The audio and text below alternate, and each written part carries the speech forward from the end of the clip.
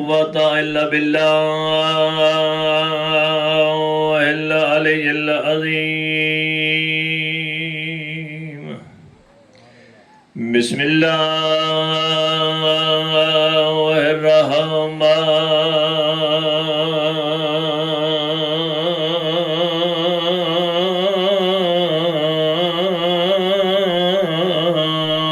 الرحيم. الصلوات.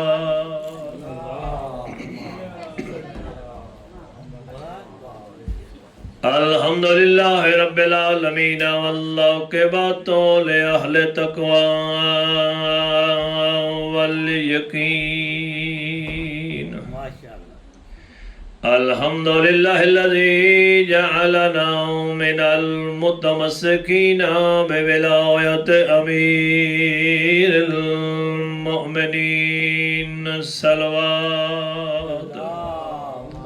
صل على والصلاة والسلام على سيد الأنبياء والمرسلين بالقاسم محمد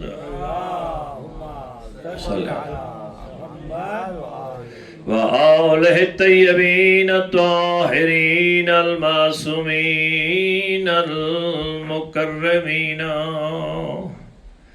الذين أذهب الله عنهم الرجس وطهرهم تطهيرا. واجب الصلوات.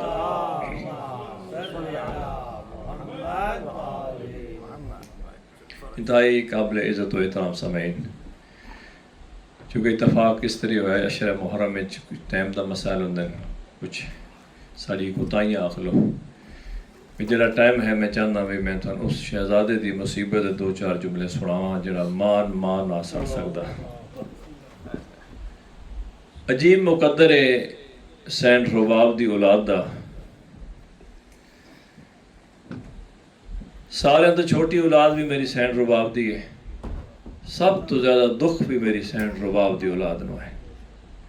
اور پھر باب الحوائج میرا مولا علی اصغر بھجن 9 رجب 60 ہجری دنیا تے آئے تے جدہ جناب فضا اطلاع دیتی ہے نا مولا حسین مبارک ہے اللہ تو چند جے پتر عطا کیتا. میرا آقا اپنے گھر تشریف لائے.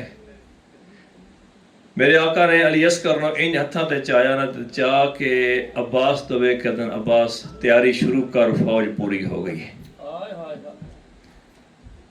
10 رجب ایک دن دا اصغر، 10 شعبان ایک ماہ دا علی اصغر، 10 رمضان 2 ماہ دا علی اصغر، 10 شوال 3 ماہ دا علی اصغر، 10 زکات 4 ماہ دا علی اصغر، 10 ذی-الحج 5 ماہ دا علی اصغر تے 10 محرم 6 ماہ دا علی اصغر. کم تو کم قربانی دی عمر 6 ماہ تا محرم بھی آ گئی، علی اصغر دی عمر بھی پوری ہو گئی. تے جدہ دنیا تایا اے وید او امام حسین دا مظلوم پتر ہے. جدہ دنیا تایا بھائی گھر نصیب نہیں ہویا، جدہ شہید ہویا وقت قبر نصیب نہیں ہوئے. 18 دن دا ہاتھ ماں سفر دا لے کے ٹر پے. عجیب مقدران کدی اس جنگل اچ کدی اس جنگل اچ کدی اس جنگل اچ. تے میری سینٹ دے عجیب نصیب ساری زندگی علی اصغر دی مصیبتیں ہی گزری ہے. انج نہیں 6 ماہ زندگی آت ایک تو بعد ایک مصیبت اللہ دن آیا. تسی دسو ربی ہر شہید دی اپنی مصیبت ہے. کوئی 1 وار شہید ہویا، کوئی شہید 2 وار شہید ہویا. وید رباب دا علی اصغری جڑا 1 دن 3 وار ذبح ہویا. پہلے ہرمل دے تیر نال ود قبر پٹی گئی، ود سر جدا کیتا گیا. شہادت تو بعد بھی ہر کسی نے قبر نصیب ہوئی ہے. علی اصغر او وید شہیدی جس نے قبر بھی نصیب نہیں ہوئی. چلو جملہ میں آخ دوا لازم اتنی جو میں زیادہ بندے ہوں تو تاہی مسائب پڑھا. یہ تو بی بی دی عطا ہے، بی بی جو اجر دینا ہو تو دینا. قسم با خدا انصاف رہنا سنو میں 6 ماہ دا بچہ اتنا ہوندہ تے اگر اتنا گردن لے جائے پچھے اے بچ بندہ اتھے اگر گھوڑے بھاج بنجن پچھا بچدی کیڑی شائے. اتھے اگر گھوڑے بھاج بنجن بچدی کیڑی شائے. اے دا وجہ آنا قسم با خدا 11 محرم ہر ماہ لاشتی آئیے. فرور قاسم مل گیا، لیلان علی اکبر مل گیا، سکینہ زینب نو بھاواں پتھراں تلیا حسین مل گیا. علی اصغر دی ماں کئی وار اٹھیے تو کئی وار بیٹھیے آدھی ہے سجاد میں اصغر نہیں پیا لبدا سجاد میرا اصغر نہیں لبدا آدھے اماں کرسو برداشت میں اصغر لب دے وہاں آدھی ماں برداشت کرسی ہے بابے دی لاش دی کروٹ بدلائی سنا سینے نالو ایک گوشت دا ٹکڑا ہٹا کر اماں اے وے تیرا اصغری جڑا سوڑا دیا سمہ تو بچ گیا سبحان اللہ سبحان اللہ باب الحوائجی ایک کم علی اصغر کیتے جڑا کربلا علی اکبر بھی نہیں کیتا وہ کم حضرت عباس دے بازوہ میں نہیں کیتا جڑا علی اصغر دی شہادت کیتا جس جگہ تے جھوٹ بول دیا نا کربلا جنگ ہوئی میری زبان چ جرت نہیں جڑے جملے یاد ہیں بھی حکومت دا ایک باغیا وہ مارا گیا حکومت نو فتح حاصل ہوئیے جیڑا بندہ بھی انہاں سانگا تو ویدہ نا غور نال حسین ابن علی جنگ کیتی ہو سی جعفر بن علی جنگ کیتی ہو سی عمر بن علی جنگ کیتی ہو سی عباس بن علی جنگ کیتی ہو سی اکبر بن حسین جنگ کیتی ہو سی سارے سار ماتمی ویدے آنا اچانک جدا نا دی نگاہ پوندیا نا علی اصغر دے سارتا اس وقت آدھا نہیں بکواس کر دیو کربلا جنگ نہیں ہوئی کربلا ظلم ہویا اور اے تا ماں کو ماں بھی نہیں سر سکتا اس نو کیڑے جرم میں قتل کیتا نے بابے دی مظلومیہ دی گواہی دیندہ گیا علی اصغر دا محرم جدا غریب کربلا ٹپے تے بیگا کہنا میں غریب ہاں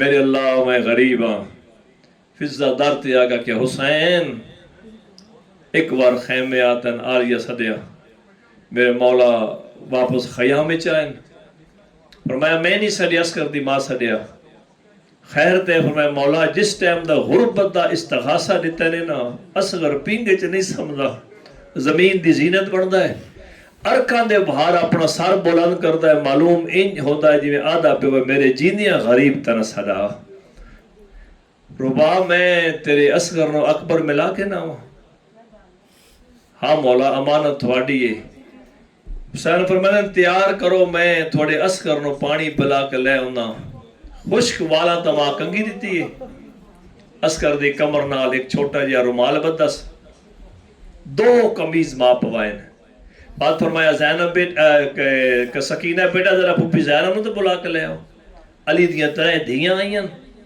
میری سین رباب نے علی اصغر چاہ کے امام حسین دے ہتھا تے دیتا سکینہ دے انگل پکڑ کے عالیہ دے ہتھے دیتی 7 قدم پچھی ہٹیے زہرا دی نو جھولی چھڑک کیا دیئے ایمیں سمسا خالی جھولی آئیا خالی جھولی ولی بینیا میرے رشتے مک گئے میرے ناتے مک گئے اپنی امانت سنبھالو امام حسین علی اصغر نو لے کے ٹورین فوج اشکی آدن حسین کوئی نہیں سریعت ہون قرآن میلہ لے کے آندہ پیا امام حسین اچھے جے مقام تے چلے فرمایا میں تھوڑی نظر اگر قصوروار ہو سا تو میں ہو سا رحم دے قابل نہیں تو میں نہیں میرا 6 مہینے دا اصغرے پیاس تو ادھے ہوٹ زخمی ہو گئے اصغر ہون منہ بھی نہیں کھول سکدا ایک گھٹ پانی دے دیو میرا پتر ڈاڈا تسا ہے جدا اے حقل میرے مولا دیتی ہے نا تا استغاثہ بلند ہویا صاحب مقاتل ایک دن اد فوج رون لگ پئی یہ کٹ کر کے وہ دن ظالمہ اے بچہ کتنا پانی پیسی دیو چے پانی عمر ساتھ دا جلدی دن علاقہ دا حرملا اکتا کلام الحسین حسین دے کلام نو قطع کر ورنہ فوج باغی ہوئے سی اے حرام زادہ تو مختار پوچھیا تو کربلا کیڑا ظلم کیتا یا تو مختار میں 3 تیر چلائے نا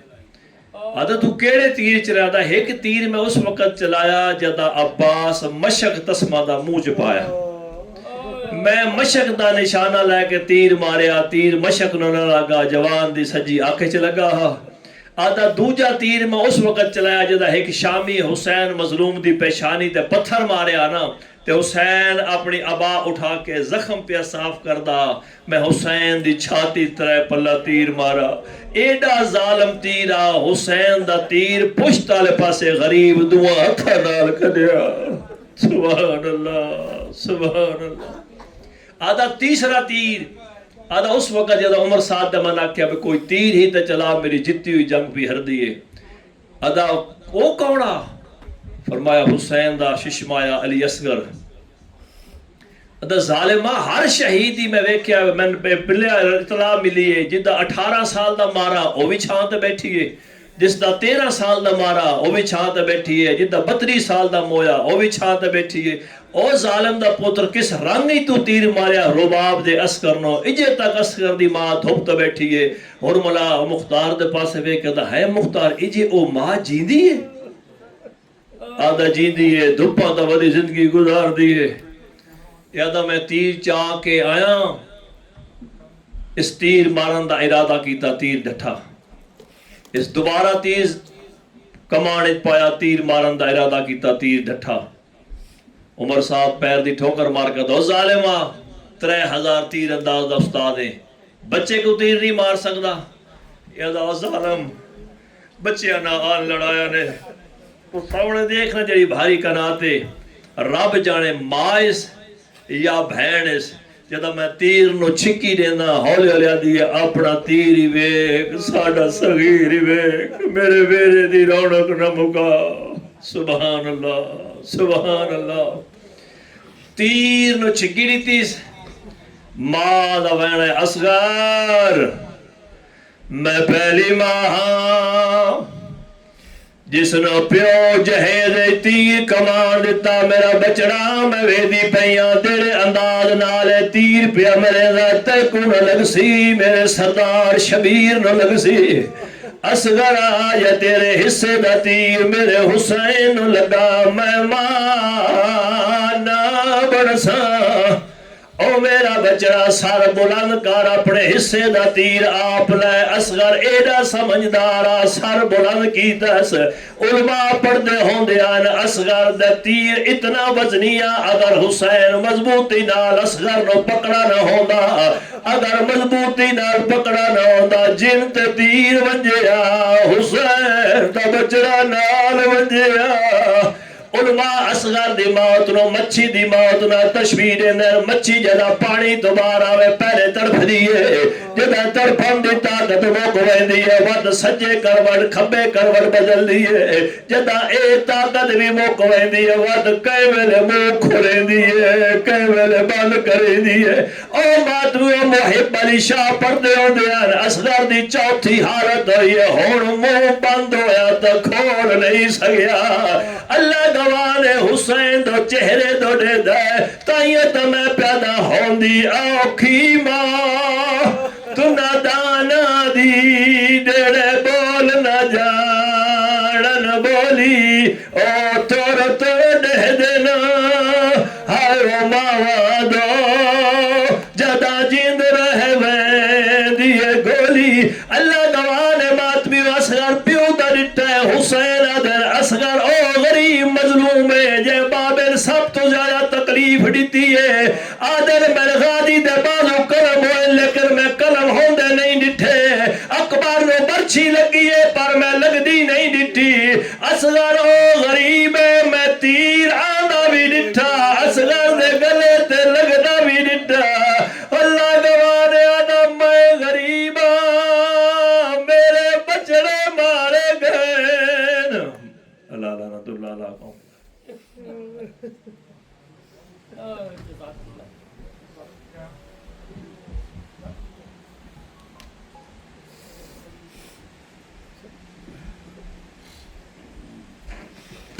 گزارش ہے جناب محمد مہدی بھائی سے کہ تشریف لائیں، اپنا کلام پیش کریں گے، درود بھیجیں گے۔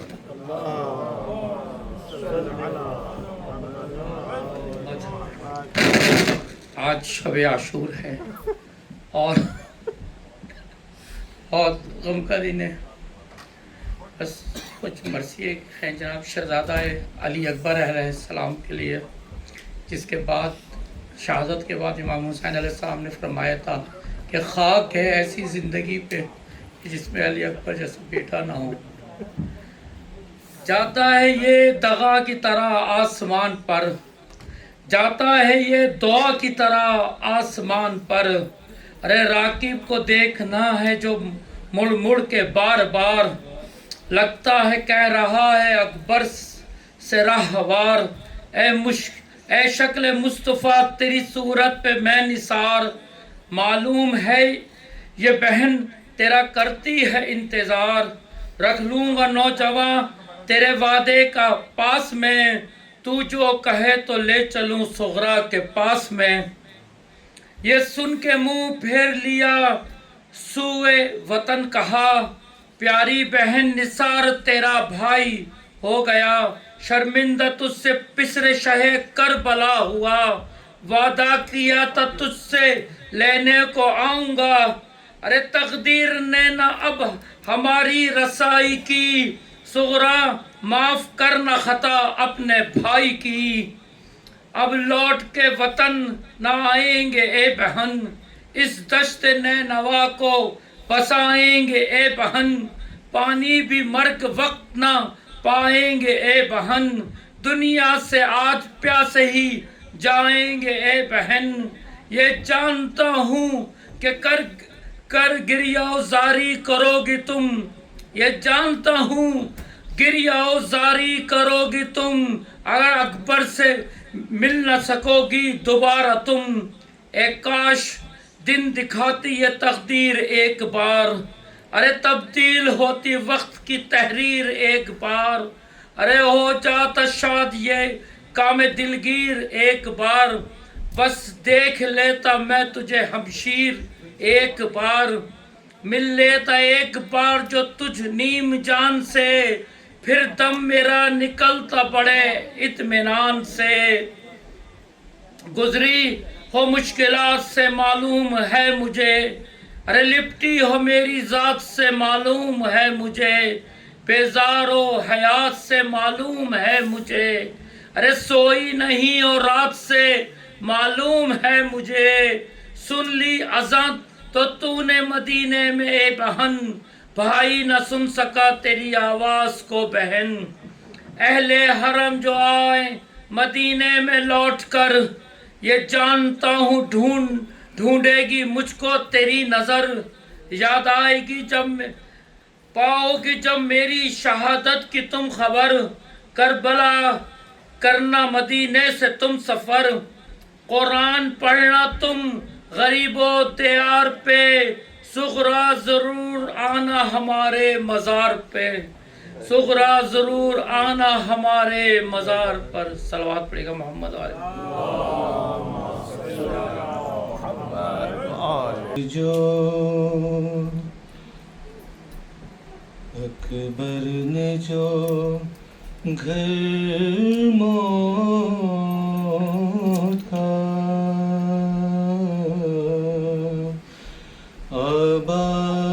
آباد کیا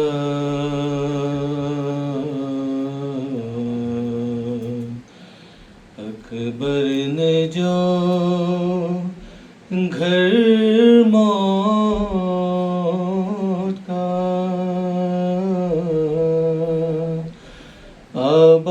آباد کیا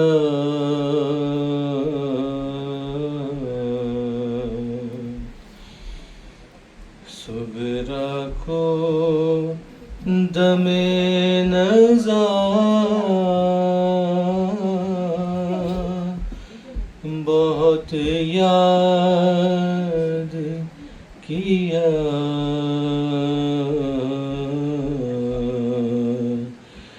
صغرا کو دم نزا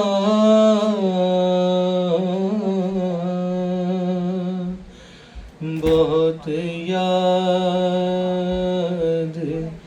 کیا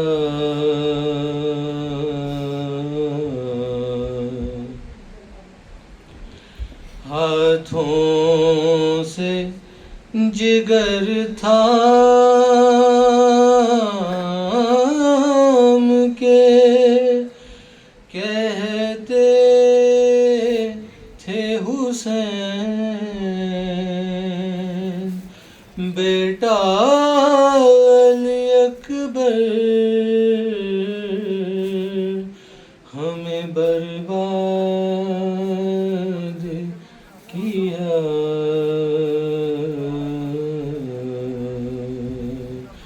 اکبر نے جو گھر موت کا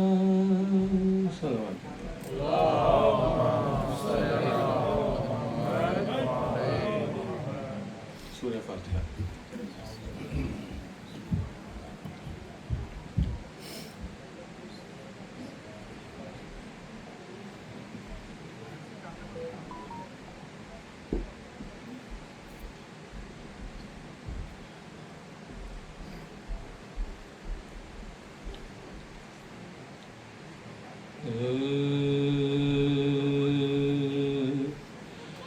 رخصت ہوا حسین سے جب نوجوان پسر، کچھ دور ساتھ ساتھ چلے شاہ بہروبر، تاریک تھا زمانہ کچھ آتا نہ تھا نظر، پٹی بندھی تھی شفقت فطری کی آنکھ پر، ہر رکن کی تھی فکر شہ مشرقین کو، روح خلیل دیکھ رہی تھی حسین کو، روح خلیل دیکھ رہی تھی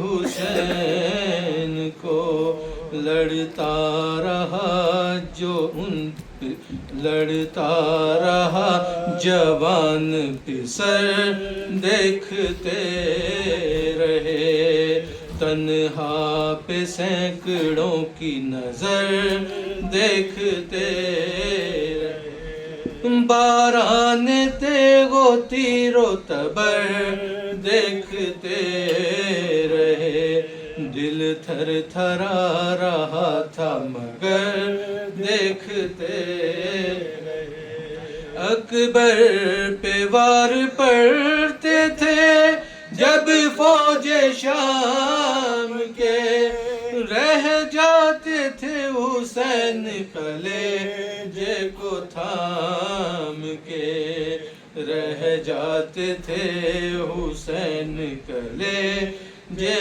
کو تھام کے، حسرت سے رن میں جنگ پسر، دیکھتے شاہ زینب کھڑی تھی خیمہ کے در پر باشک دل پر تھے ہاتھ چہرے شب، دل پر تھے ہاتھ چہرہ شبیر پر، نگاہ پڑتی تھی روئے شاہ میں احوال روزگار، جب دیکھتی تھی بھائی کو خوش مسکراتی تھی، پڑھتی تھی جب جبیں پہ شکن کانپ جاتی تھی، پڑھتی تھی جب جبیں پہ شکن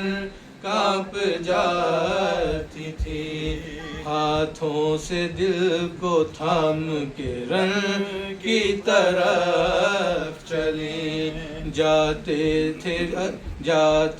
تھے لڑکھڑاتے ادھر خود بھی شاہدی، دم توڑتا تھا رن میں جہاں اکبر حزین، زینب وہاں حسین سے پہلے پہنچ گئی، آئے نظر جو زخم تنے پاش پاش پر، تیوار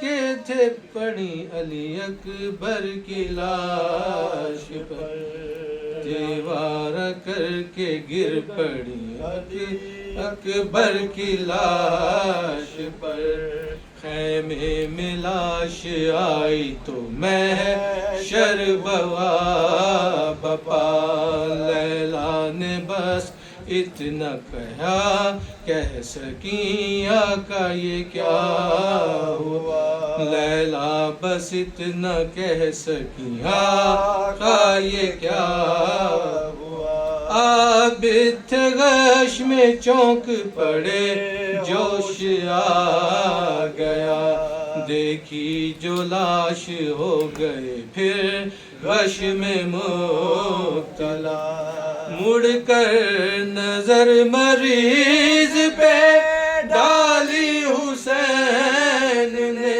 کچھ سوچ کر نگاہ چرا لی حسین نے، کچھ سوچ کر نگاہ چرا لی حسین، شاید دیار شام کا منظر نظر میں تھا، زخمی گلے کے طوق کا لنگر نظر میں تھا، مظلوم قیدیوں کا مقدر نظر میں تھا، بے آسرا بہن کا کھلا سر نظر میں تھا، بازو پہ رسیوں کی گرا گڑتی جاتی تھی، کوڑوں کی سائیں سائیں کی آواز آتی تھی، کوڑوں کی سائیں سائیں کی آواز آتی تھی، رخصت ہوا حسین صلوات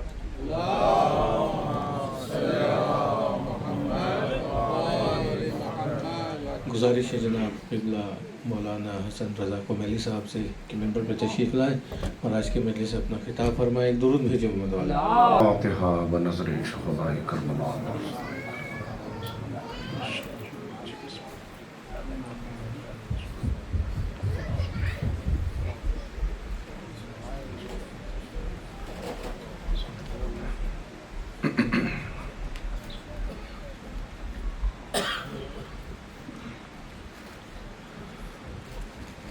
اعوذ باللہ من الشیطان اللعین الرجیم، بسم اللہ الرحمن الرحیم، الحمد للہ رب العالمین وبہ نستعین وہو المعین، والصلاة والسلام على سید الانبیاء والمرسلین، سیدنا و نبینا و شفیع ذنوبنا و طبیب قلوبنا ابی القاسم محمد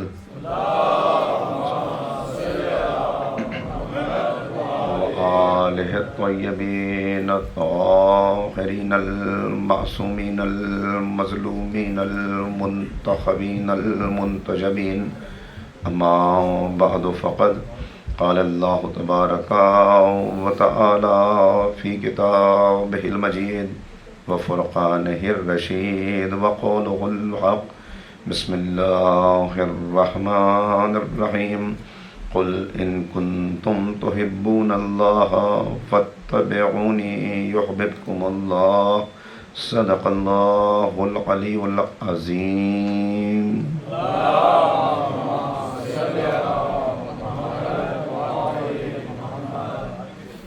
عزاداران امام مظلوم، عشق اہل بیت کے تقاضے کے عنوان سے یہ فکر و بحث کا 10واں مرحلہ ہے۔ میں نے آپ کی خدمت میں یہ گزارش کرنے کی کوشش کی کہ ایک کلمہ گو اس کی منزل مقصود عشق الہی ہے، اس لیے کہ وہ کبھی اس دنیا میں اپنے مقصد حیات کو فراموش نہیں کرتا، اور مقصد یاد رہے تو مقصد کو حاصل کرنے کے لیے ہر وقت سرگرم عمل رہتا ہے، ہر وقت کوشش کرتا ہے۔ جتنا حصول مقصد کے لیے قدم بڑھاتا چلا جائے اتنا پستیوں سے نکلتا جاتا ہے، بلندیوں کی طرف بڑھتا جاتا ہے۔ مقصد بتا دیا گیا کہ یہ عالم رنگ و بو، عالم ہست و بود، اس میں تمہیں جو بھیجا گیا یہ امتحان کے لیے ہے، آزمائش کے لیے ہے، ہم تمہیں آزما رہے ہیں اور دیکھنا ہے کہ تم میں بہترین عمل لے کر، حسن عمل لے کر کون ہماری بارگاہ میں پلٹتا ہے۔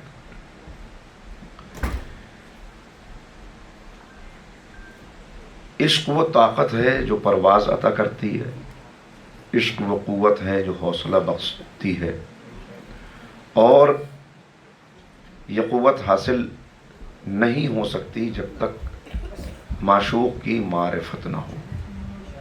چنانچہ پہلا مرحلہ معرفت کا ہے۔ معرفت حاصل ہونے کے بعد بھی اگر انسان بیٹھا رہے اور نظر انداز کر دے معرفت حاصل ہونے کے بعد بھی، تب بھی وہ ناکام ہو جاتا ہے۔ اس لیے کہ ایسے بہت سے آپ کو تاریخ میں نظر آئیں گے کہ جن کو معصوم کی معرفت تھی، مگر چونکہ عشق کو پروان نہیں چڑھا سکے، لہٰذا قربانی کا وہ جذبہ ہی پیدا نہیں ہو سکا کہ جہاں آ کے انسان اس راہ میں کچھ پیش کرنے اور لٹانے کے مرحلے تک پہنچتا ہے۔ چنانچہ قرآن کریم خود گواہی دے رہا ہے، آیت قرآن کی اس بات پہ شاہد ہے۔ اہل کتاب کے لیے بتایا جا رہا ہے یعرفونہ کما یعرفون ابناءہم، یہ نبی کو ایسے پہچانتے تھے، انہیں نبی کی ایسی معرفت تھی کہ جیسے باپ کو اپنے بیٹے کی معرفت ہوتی ہے، لیکن اتنا پہچاننے کے باوجود ناکام ہو گئے۔ کیوں ناکام ہوئے؟ اس لیے کہ ان کے سامنے جو اپنے مقاصد تھے وہ مقاصد چھوٹے چھوٹے، حب دنیا، یہ منصب مل جائے، یہ اثر ختم نہ ہو جائے، یہ کاروبار جو چل رہا ہے کہیں اس کے اندر گھاٹا نہ ہو جائے۔ اب اسلام آ گیا، اب نبی کریم آ گئے، پہچانتے ہیں ان کو لیکن تعلیمات ان کی پتہ ہے۔ اگر ان کی بات کو مانا تو پھر یہ سودی کاروبار ہے، اس کو چھوڑنا پڑے گا۔ اگر ان کی بات کو مانا تو یہ جو ہمارا ایک اثر ہے معاشرے کے اندر، سردار تو ہم بنے ہوئے ہیں، ان کی سرداری کو تسلیم کر لیا تو اب ہماری سرداری کا کیا ہوگا؟ یہ ساری چیزیں تھیں کہ جنہوں نے انہیں قدم اٹھانے کے لائق نہ چھوڑا اور زنجیریں پڑ گئیں ان کے پیروں میں اور وہ ناکام ہو گئے۔ تو ان کا علم، ان کا جاننا، ان کی معرفت وہ کیسی معرفت تھی؟ اب قرآن نے بتایا کہ ان کی معرفت کی کس طرح کی معرفت تھی۔ کہا مثل الذین حملوا التوراۃ ثم لم یحملوها کمثل الحمار یحمل اسفارا، کہ ان کی معرفت، ان کا علم تو ان کے پاس تھا، معرفت تو ان کے پاس تھی، مگر کیسی تھی؟ جیسے گدھے کے اوپر کوئی وزن لدا ہوا ہو، کتابیں لدی ہوئی ہوں، مگر وہ تو بوجھ اٹھانے کا عادی ہے، وہ تو وزن اٹھانے کا عادی ہے، تو یہ کتابیں اس کے اوپر ہیں مگر اس کو کوئی فرق نہیں پڑتا کہ یہ لکڑیاں ہیں، یہ پتھر ہے، یہ کتابیں ہیں، اسے کوئی فائدہ اس سے نہیں پہنچنے والا۔ کہ بالکل اسی طرح انہوں نے بھی اپنے اس علم سے، اس معرفت سے کوئی فائدہ نہیں اٹھایا، اس راہ میں ناکام ہو گئے۔ یہ مثالیں ہمارے لیے پیش کر کے، یہ قوم سمود کی مثال، یہ قوم صالح کی مثال، یہ قوم نوح کی مثال، یہ قوم سبا کی مثال، یہ ساری مثالیں، یہ واقعات جو جمع کی ہے قرآن کریم نے، وہ اس لیے جمع کی ہے کہ تم ان کو دیکھتے چلے جاؤ اور اپنے لیے عبرت پکڑتے چلے جاؤ، یہ تمہیں معلوم ہو کہ یہ قومیں کامیاب کیوں نہ ہو سکی، ناکام کیوں ہو گئی۔ لہٰذا ان کی ناکامی کو دیکھ کر پھر اپنے راہ پر میں آنے والی رکاوٹوں کو عبور کرتے ہوئے آگے بڑھنا۔ چنانچہ اب جب بالکل تاریک دور تھا، تب سب سے آخر میں حضور سرور کائنات حضرت محمد مصطفیٰ صلی اللہ علیہ وسلم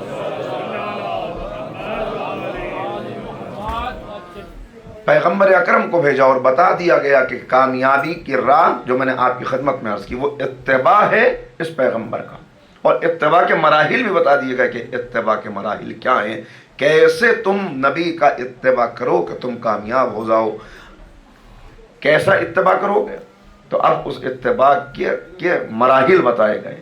الذین یتبعون الرسول النبی الامی، وہ جو اتباع کرتے ہیں اس نبی امی کا وہ کامیاب ہوتے ہیں۔ کیسا اتباع کرتے ہیں؟ فالذین آمنوا، پہلے اس پر ایمان لاتے ہیں جو ایمان لانے کا حق ہے، ونصروہ، پھر اس کی نصرت کرتے ہیں، وعزروہ، اس کا احترام کرتے ہیں۔ دیکھیے احترام اور نصرت، ایک غلام، میں مثال دے دوں تاکہ بات واضح ہو، ایک غلام ہے، اس کے لیے لازم ہے کہ آقا کا احترام بھی کرے اور آقا کی اطاعت بھی کرے۔ ایک اطاعت گزار ایسا ہے کہ آقا کے سامنے جھکا جا رہا ہے، ہر وقت ہاتھ باندھے ہوئے کھڑا ہے آقا کے سامنے، سجدہ کرنے کو تیار ہے، رکوع کرنے کو تیار ہے، گرنے کو تیار ہے آقا کے آگے، لیکن جب آقا اس سے کہتا ہے کہ ذرا جاؤ باغ میں پانی ڈال دو، ذرا جاؤ صفائی کر دو، ذرا جاؤ میری سواری تیار کر دو، تو جب بھی وہ کہتا ہے کہ یہ کام کرو تو یہ فوراً جھک جاتا ہے. جب وہ کہتا ہے باغ میں پانی ڈالو یہ سجدہ کرنے لگتا ہے. جب وہ کہتا ہے سواری تیار کرو یہ فوراً ادب سے اپنے ہاتھوں کو جوڑ کے کھڑا ہو جاتا ہے. تو مجھے بتائیے اس کا یہ احترام کام آئے گا؟ کسی نفع پہنچائے گا؟ اس کو بنائے گا اس کو غلام؟ کہ احترام تو کر رہا ہے مگر اطاعت نہیں کر رہا. 1400 سال سے یہی مسلمانوں کا حال ہے کہ نبی کے احترام میں جھکے جا رہے ہیں، نبی کے قصیدے پڑھ رہے ہیں، نبی کی نعتیں پڑھ رہے ہیں، لیکن جب نبی کہتے ہیں یہ قرآن ہے، یہ اہل بیت ہے، ان دونوں کو چھوڑنا نہیں تو بات ماننے کے لیے تیار نہیں. تو یہ احترام فائدہ نہیں پہنچائے گا جس میں اطاعت نہ ہو. اب دوسری طرف ایک اطاعت تو کرنے والا غلام ہے، اس سے کہا جائے کہ یہ کرو تو وہ کہتا ہے کہ کر دوں گا، کرنے کے لیے چل پڑتا ہے، مگر جب جاتا ہے تو کبھی پیر پٹکتا ہے، کبھی کہتا ہے ہر وقت مجھے کو، یعنی یہ اطاعت تو کر رہا ہے مگر اس کو احترام ہی کرنا نہیں آتا. بھائی یہ کیسا غلام؟ آپ نے غور کیا؟ لہٰذا دونوں چیزیں ضروری ہیں کہ اطاعت بھی ہو، احترام بھی ہو، تاکہ اتباع کے مرحلے تک پہنچ سکو. یہی اطاعت اور احترام جب ملتا ہے تو ایمان کامل بنتا ہے. اس ایمان کامل کا ایک صلوات پڑھیں، اس ایمان کامل،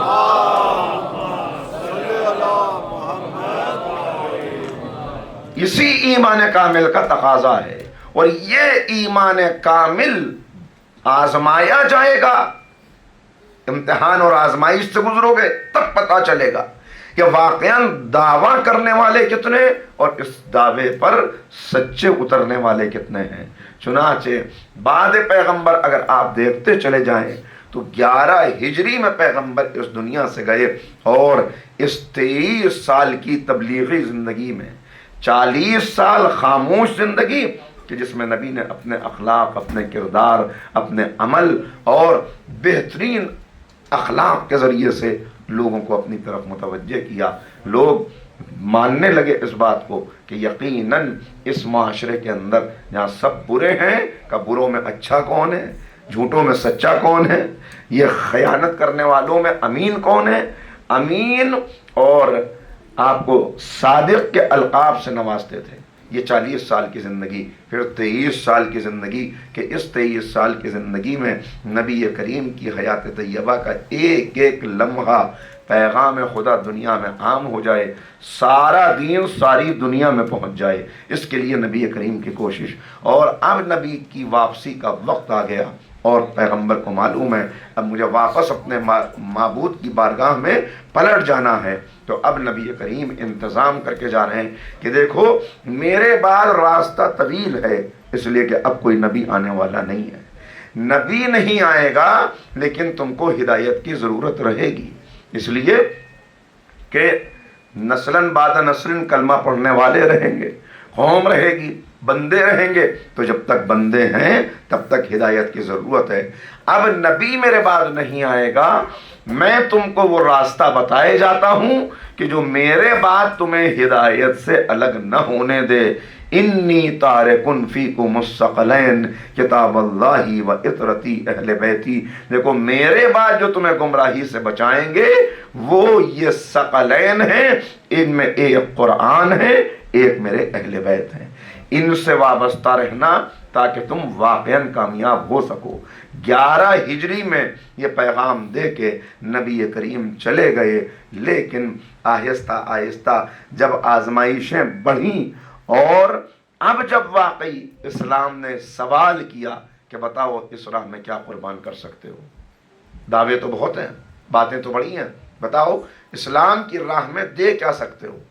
اپنا نفع چھوڑ سکتے ہو، وطن کی قربانی دے سکتے ہو، اولاد کی قربانی دے سکتے ہو، کیا اس راہ میں قربان کر سکتے ہو؟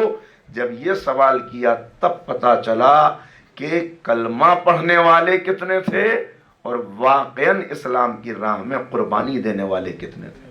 اور پھر منظر یہ نظر آیا کہ جس نبی نے اپنے بات کے لیے اتنا پختہ انتظام کیا اور اس طرح پہچنوایا، اب اسی نبی کے اہل بیت کو اس طرح ستایا جانے لگا کہ ابھی زیادہ دن نہیں گزرے. یعنی حیرت ہوتی ہے کہ پیغمبر کو گئے ہوئے ابھی 3 دن گزرے ہیں اور 3 دن کے بعد یہ عالم نظر آ رہا ہے کہ اس دروازے پہ جس پہ کھڑے ہو کے نبی سلام کیا کرتے تھے، السلام علیکم یا اہل بیت النبوہ، جہاں یہ زبان پہ لفظیں ہوتی تھیں، اسی دروازے کے اوپر آگ ہے، اسی کے اوپر لکڑیاں ہیں، اسی کے اوپر ہجوم ہے، اسی کے اوپر یہ آوازیں ہیں کہ علی کو گھر سے نکال دو ورنہ ہم گھر کے اندر داخل ہو جائیں گے، ہم آگ لگا دیں گے. دروازہ گرا دیا گیا، آگ لگا دی گئی. نبی کا سچا جانشین اس کے گلے میں رسی ڈال کر کھینچا گیا. یہ کتنا زمانہ گزرا ہے. ابھی ایسا نہیں کہ بہت پرانی بات ہو، بھول گئے ہوں لوگ. 3 دن پہلے تک جس گھر میں رسول اللہ کی زیارت کے لیے آ رہے تھے، 3 دن کے بعد یہ عالم تھا. یہ کیسا انقلاب آ گیا، یہ کیا ہو گیا. اور اب یہاں سے واقعہ اگر آپ سوچیں، مل کے ذرا ایک صلوات پڑھیں تو جلدی سے سمیٹتا ذرا سا آگے آ جائیے. بعد میں لوگ آئیں گے، پھر بیچ میں ذرا سا اور تھوڑا سا زحمت فرما لیں، جتنا ممکن ہو اتنا آگے اور تشریف لے آئیے. ایک بار اور صلوات پڑھنے محمد.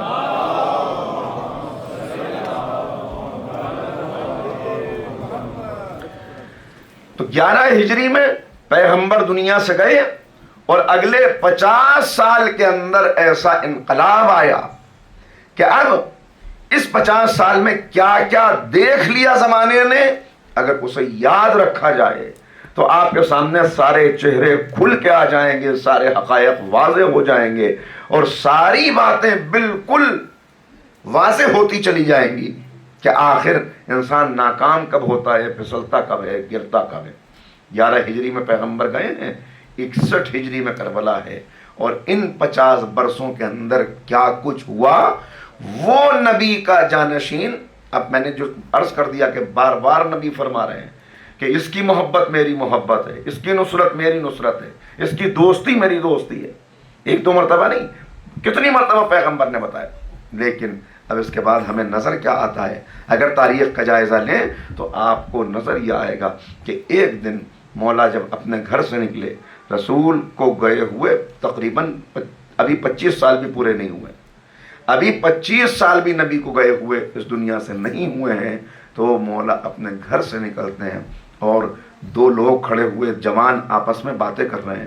ان میں سے ایک دوسرے سے پوچھتا ہے کہ یہ جب گھر سے اپنے نکلتے ہیں تو لوگ، بعض لوگوں کو دیکھا ہے بڑا احترام کرنے لگتے ہیں، یہ ہیں کون، یہ آخر کون ہے؟ مدینے کے اندر 25 سال ابھی نہیں گزرے ہیں نبی کو گئے کہ لوگ ایک دوسرے سے پوچھ رہے ہیں، جوان ایک دوسرے سے پوچھ رہے ہیں کہ یہ ہیں کون. اور دوسرا جواب دیتا ہے ارے تم ان کو نہیں جانتے، انہیں نہیں جانتے، یہ نبی کے چچا زاد بھائی ہیں، ان کی بیٹی کے شوہر ہیں، ان کے نواسوں کے والد ہیں، یہ نبی کے داماد ہیں. بس اتنا تعارف علی مرتضیٰ کا باقی رہ گیا. غور کر رہے ہیں، یہ تاریخ ہے، یہ حوالے ہیں کہ مولا نکل رہے ہیں اور لوگ پوچھ رہے ہیں جوان ایک دوسرے سے. تو وہ نسلیں جنہوں نے مولا کو دیکھا تھا اور جو جانتے تھے، ان میں سے بہت سے تو اس دنیا سے رخصت ہو چکے تھے، بہت سے مدینہ چھوڑ کے جا چکے تھے، بہت سے جنگوں کے اندر شہید ہو چکے تھے، اور بہت سو نے مصلحت آمیز خاموشی اور سکوت اختیار کر لیا تھا کہ وہ کہنے ہی کو تیار نہیں تھے کہ علی کا رتبہ کیا ہے، علی کا منصب کیا ہے. یہاں تک کہ کسی نے مولا سے سوال کیا کہ مولا یہ تو بتائیے کہ اگر رسول اللہ کا اپنا کوئی بیٹا ہوتا، رسول اللہ کا اپنا کوئی بیٹا ہوتا جو پیغمبر کے جانے کے بعد، جانے کے وقت بالغ بھی ہوتا، جوان بھی ہوتا، تو کیا امت نے بعد پیغمبر اسے تسلیم کر لیا ہوتا؟ دیکھیے ایک سوال ہے بھائی، آپ تو داماد ہیں، آپ چچا زاد بھائی ہیں، لیکن اگر بیٹا ہوتا نبی کا، سوال کرنے والا پوچھ رہا ہے، تو کیا کیا ہوتا؟ جو جواب مولا نے دیا ہے وہ تاریخ میں محفوظ ہے. مولا نے فرمایا اگر نبی کا کوئی حقیقی بیٹا بھی ہوتا اور اس نے وہ طریقہ نہ اختیار کیا ہوتا کہ جو میں نے اختیار کیا، یعنی میری طرح اس نے زندگی کا رخ اپنا نہ اپنایا ہوتا، اور امت سے یہ تقاضا کیا جاتا کہ بعد پیغمبر مان لو نبی کے اس بیٹے کو، تو تو کہا مثل گوسفند اس کو ذبح کر دیا جاتا اور کوئی کہیں سے آواز نہ اٹھتی. یہ مولا بتا رہے ہیں. تو یہ ہوا کتنے سال کے اندر؟ ابھی 25 سال ہی گزرے ہیں کہ 25 سال میں یہ ہوا کہ مولا کو نہ صرف یہ کہ پہچانتے نہیں ہیں بلکہ شامی میڈیا کا اثر یہ ہے کہ کتنی دور ہے شام، یہاں سے کتنی دور ہے شام، لیکن شام کے اندر جب مولا کی شہادت کی خبر پہنچتی ہے کہ علی مارے گئے، علی کو قتل کر دیا گیا، اور یہ بات آتی ہے کہ علی کو مسجد کے اندر شہید کیا گیا، تو لوگ ایک دوسرے سے کہتے ہیں علی کو مسجد میں مار دیا گیا. علی کا مسجد سے کیا تعلق تھا؟ وہ مسجد میں کیا کرنے چلے گئے تھے؟ نعوذ باللہ. یعنی جس کے سجدوں کی آبرو ہیں، جس کی عبادتوں کی زندگی ہے، اس کے لیے یہ سوال کیا جا رہا ہے کہ علی مسجد میں کرنے کیا گئے تھے. تو دوسرے نے جو جواب دیا کیا واقعا ظلم ہے، اس نے کہا کہ وہ مسجد میں داخل ہونا چاہ رہے ہوں گے اور لوگوں نے سوچا کہ یہ نعوذ باللہ، اب میں نقل کر رہا ہوں خاکم بدہن، کہ اگر یہ مسجد میں آ گئے تو مسجد کا تقدس پامال ہو جائے گا، تو اس لیے انہوں نے ان کو قتل کر دیا ہوگا. یعنی یہ عالم ہے شامی میڈیا کا کہ جہاں بچے کھیل رہے ہوں وہاں پر اپنے سپاہیوں کو بھیجتے تھے، چہرے پہ نقاب ڈال کے وہ آتے تھے اور ان بچوں کا کھلونا، آج جیسا کھلونا تو تھا نہیں، بکری کے بچوں سے بڑی محبت ہے، چھوٹے چھوٹے، وہ چھین کے لے جاتے تھے اور کہتے تھے کہ یاد رکھو جب تک، یعنی نعوذ باللہ آ رہے ہیں ان کے سپاہی اور کہہ رہے ہیں کہ علی آیا ہے جو تم سے یہ چھین کر لے جا رہا ہے. مولا کائنات کو کسی مدرسے کے اندر بچوں کی تعلیم شروع نہیں ہوتی تھی جب تک مولا کائنات کے خلاف زبان کھول نہ لی جائے. کوئی خطبہ مکمل نہیں ہوتا تھا جب تک امیر المومنین کے خلاف گستاخی نہ کر لی جائے. یہاں تک کہ میں نے ایک عجیب واقعہ دیکھا کہ ایک دن ایک شخص مسجد سے نکلا، مسجد میں خطبہ دیا اس نے، اور خطبہ دے کے جب وہ نکل رہا تھا تو ایک جگہ ایک راستے میں اس کو یاد آیا کہ آج میں نے خطبہ مکمل کر لیا اور علی کو دشنام نہیں کیا، مولا کائنات کو گالیاں نہیں دی. تو وہ اسی جگہ رک گیا. مسجد سے جو لوگ نکل رہے تھے اس نے کہا بھائی رکو ذرا آؤ، سب کو بلایا. ان سے کہا بھائی آج ایک بہت اہم کام رہ گیا ہے، ایک بہت بڑی عبادت چھوٹ گئی ہے، تو اس عبادت کو یہاں کھڑے ہو کے کرنا ہے، ذرا تم لوگ آؤ، آمین کہو، میری بات کو سنو. اور وہاں کھڑے ہو کر اس نے مولا کائنات کی شان میں گستاخیاں کی، اتنی گستاخیاں کی کہ لوگ جو کھڑے ہوئے تھے جمع ہو گئے سب. اس کی اطلاع جب حاکم وقت کو پہنچی کہ ایک خطیب مسجد میں خطبے میں یہ کرنا بھول گیا تھا، اس نے راستے میں کھڑے ہو کر یہ کام کیا ہے، تو حکومت نے وہاں سے فنڈ ریلیز کیا اور وہاں سے اپنے نمائندوں کو بھیجا کہ وہ جگہ جہاں کھڑے ہو کے اس نے یہ کام کیا وہاں پہ ایک مسجد بنا دو تاکہ یادگار رہے کہ یہاں پہ کھڑے ہو کر یہ عمل انجام دیا گیا. اور اس مسجد کا نام رکھا گیا مسجد لان، کہ جہاں کھڑے ہو کر یہ ہے پستی، یہ ہے پستی. اس طرح دین کو مٹایا جا رہا تھا، اس طرح ختم کیا جا رہا تھا. اب ذرا سا آپ کو متوجہ کرنا ہے، اس لیے کہ سمیٹ رہا ہوں میں 10 دن کی گفتگو کو آج کی اس تقریر میں، تاکہ پتہ چل جائے کہ اگر کربلا نہ ہوتی تو کیا ہوتا.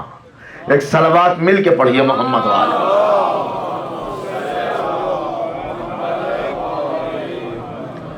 آپ غور کر رہے ہیں، یہ ساری چیزیں شامی میڈیا اپنا کام کر رہا ہے، مولا کائنات کی شخصیت پہ پردے ڈال دیے گئے.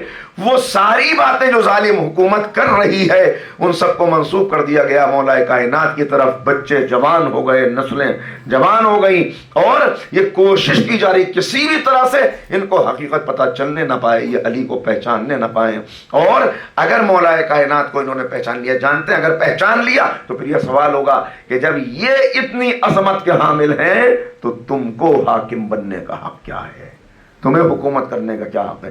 لہذا مسلسل اس قسم کی سازشیں کی جا رہی ہیں، یہاں تک کہ مولا کائنات شہید کر دیے گئے. اور اب امام حسن مجتبیٰ ہیں، تاریخ کا تنہا ترین سردار، جس کے ہاتھ پہ 40,000 نے بیعت کی، مگر جب مقابلے کا وقت آیا تو اب 40,000 جس کے ہاتھ پر بیعت کرتے ہیں، ان میں اپنے بھی ہیں، ان میں غیر بھی ہیں. لیکن اب عالم کیا ہے؟ اب عالم یہ ہے کہ کہ جنگ ابھی شروع بھی نہیں ہوئی ہے، اس سے پہلے ہی امام حسن کے ساتھ ایسا دھوکہ کیا گیا، ایسی دغا کی گئی کہ امام کا مسلح کھینچ لیا گیا، امام کے اوپر قاتلانہ حملہ ہوا، 7 مرتبہ جس کے اوپر قاتلانہ حملہ ہوا، کبھی زہر دیا گیا، کبھی تیر مارا گیا، کبھی خنجر مارا گیا، کبھی قتل کرنے کی کوشش کسی اور طرح سے کی گئی، کئی مرتبہ گھر میں آپ کو زہر دیا گیا۔ تنہا ترین سردار ہیں امام حسن مجتبیٰ، جن پہ بار بار قاتلانہ حملے ہوتے ہیں، تو وہ مولائے کائنات کہ جن کو اس طرح رسوا کیا جا رہا ہے کہ گلے میں رسی ہے، یہ امام حسن مجتبیٰ کہ جن کے اوپر ایسے حملے کیے گئے اور اس طرح جن کو تاریخ کا تنہا ترین سردار بنا دیا گیا، یہاں تک کہ یہ زمانہ بڑھتے بڑھتے اب وہ وقت آ گیا کہ امام حسن مجتبیٰ بھی اس دنیا سے رخصت ہو گئے، اور اب اگر اسی رخ پہ تاریخ چلتی رہی، اسی طرح تاریخ آگے بڑھتی رہی، تو اب اسلام کا ایک حرف بھی باقی نہیں رہے گا۔ یہاں سے نبی کا نواسا اٹھا اور پکار کے کہا کہ اے نانا کے دین، تیری نصرت کے لیے ابھی حسین موجود ہے، میں جد کی سیرت پہ عمل کروں گا، بابا کی سنت کو زندہ کروں گا، بھائی حسن مجتبیٰ کی محنت کو رائے گا نہ جانے دوں گا، انبیاء کی محنتوں کو مٹنے نہ دوں گا، اور یہاں سے حسین ابن علی چلے دین کی حفاظت کے لیے۔ دیکھیے 2 باتیں آپ کی خدمت میں عرض کروں، ایک ہے کوئی صفت، انسان کے اندر کوئی صفت پائی جائے، صفت جب کسی انسان میں پائی جاتی ہے تو وہ صفت جتنا اس کے اندر موجود ہو اتنا ہی وہ صفت کا حامل کہلاتا ہے۔ ایک انسان سچ بولتا ہے تو سچا کہلائے گا، وفاداری کرتا ہے باوفا کہلائے گا، امانت داری کرتا ہے امین کہلائے گا۔ یہ ہے کسی صفت کا کسی شخص کے اندر پایا جانا۔ یہاں یہ بات آپ کی خدمت میں کاش پہنچا سکوں کہ صفت جب تک اس کے پاس موجود ہے اس وقت تک وہ اس صفت کا حامل کہلائے گا۔ سچ بول رہا ہے، سچا ہے، لیکن سچا جھوٹ بول دے ایک مرتبہ تو اب یہی سچا جھوٹا ہو گیا۔ وفاداری کرنے والا خیانت کر لے، کل تک باوفا تھا آج بے وفا ہو گیا، ہے صحیح، لیکن ایک بات اور ہے ذرا سا یہاں آگے بڑھ کے، یہ تو ہو سکتا ہے کہ سچا جھوٹا ہو جائے، لیکن کیا یہ ہو سکتا ہے کہ سچ جھوٹ ہو جائے؟ یہ تو ہو سکتا ہے کہ وفادار بے وفا ہو جائے، لیکن کیا یہ ہو سکتا ہے کہ وفا بے وفا ہو جائے؟ یہ تو ہو سکتا ہے کہ زندہ مردہ ہو جائے، لیکن کیا یہ ہو سکتا ہے کہ زندگی مردہ ہو جائے؟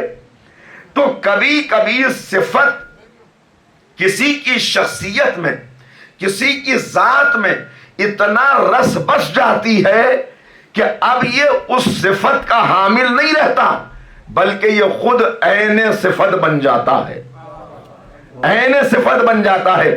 اب اس صفت کو اس سے الگ کرنا ممکن ہی نہیں ہوتا۔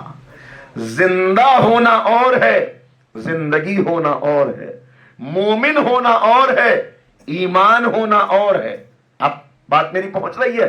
مسلم ہونا اور ہے، خود اسلام ہو جانا اور ہے۔ یعنی کسی کے اندر صفت ایسے رس بس جائے کہ جیسے پانی سے نمی کو الگ نہ کیا جا سکے، نمک سے نمکینیت کو جدا نہ کیا جا سکے، ویسے ہی اس شخص سے کہ جس کے اندر یہ صفت موجود ہے، اس سے یہ صفت جدا ہی نہ کی جا سکے۔ تو اب آپ کہیں گے وفا، چہرہ آئے گا کسی شخصیت کا، آپ کہیں گے ایمان، چہرہ آئے گا کسی شخصیت کا، فوراً ایک شخصیت ابھر کے سامنے آئے گی، ہے نا؟ کیوں؟ اس لیے کہ اس شخصیت کے اندر وہ صفت عروج پر پہنچ گئی ہے، کمال تک پہنچ گئی ہے۔ بس عزیزو، اب لوگ سوال کرتے ہیں کہ اوروں نے بیعت کر لی، حسین نے بیعت کیوں نہ کر لی؟ حسین بیعت کر ہی نہیں سکتے تھے، اس لیے کہ مسلمان بیعت کر سکتا ہے مگر اسلام بیعت نہیں کر سکتا۔ مومن بیعت کر سکتا ہے مگر ایمان بیعت نہیں کر سکتا. حسین عین اسلام بھی ہے، عین ایمان بھی ہے. صلوات پڑھتے محمد والے. مل کے صلوات بلند پڑھے تو بات یہاں سے آگے.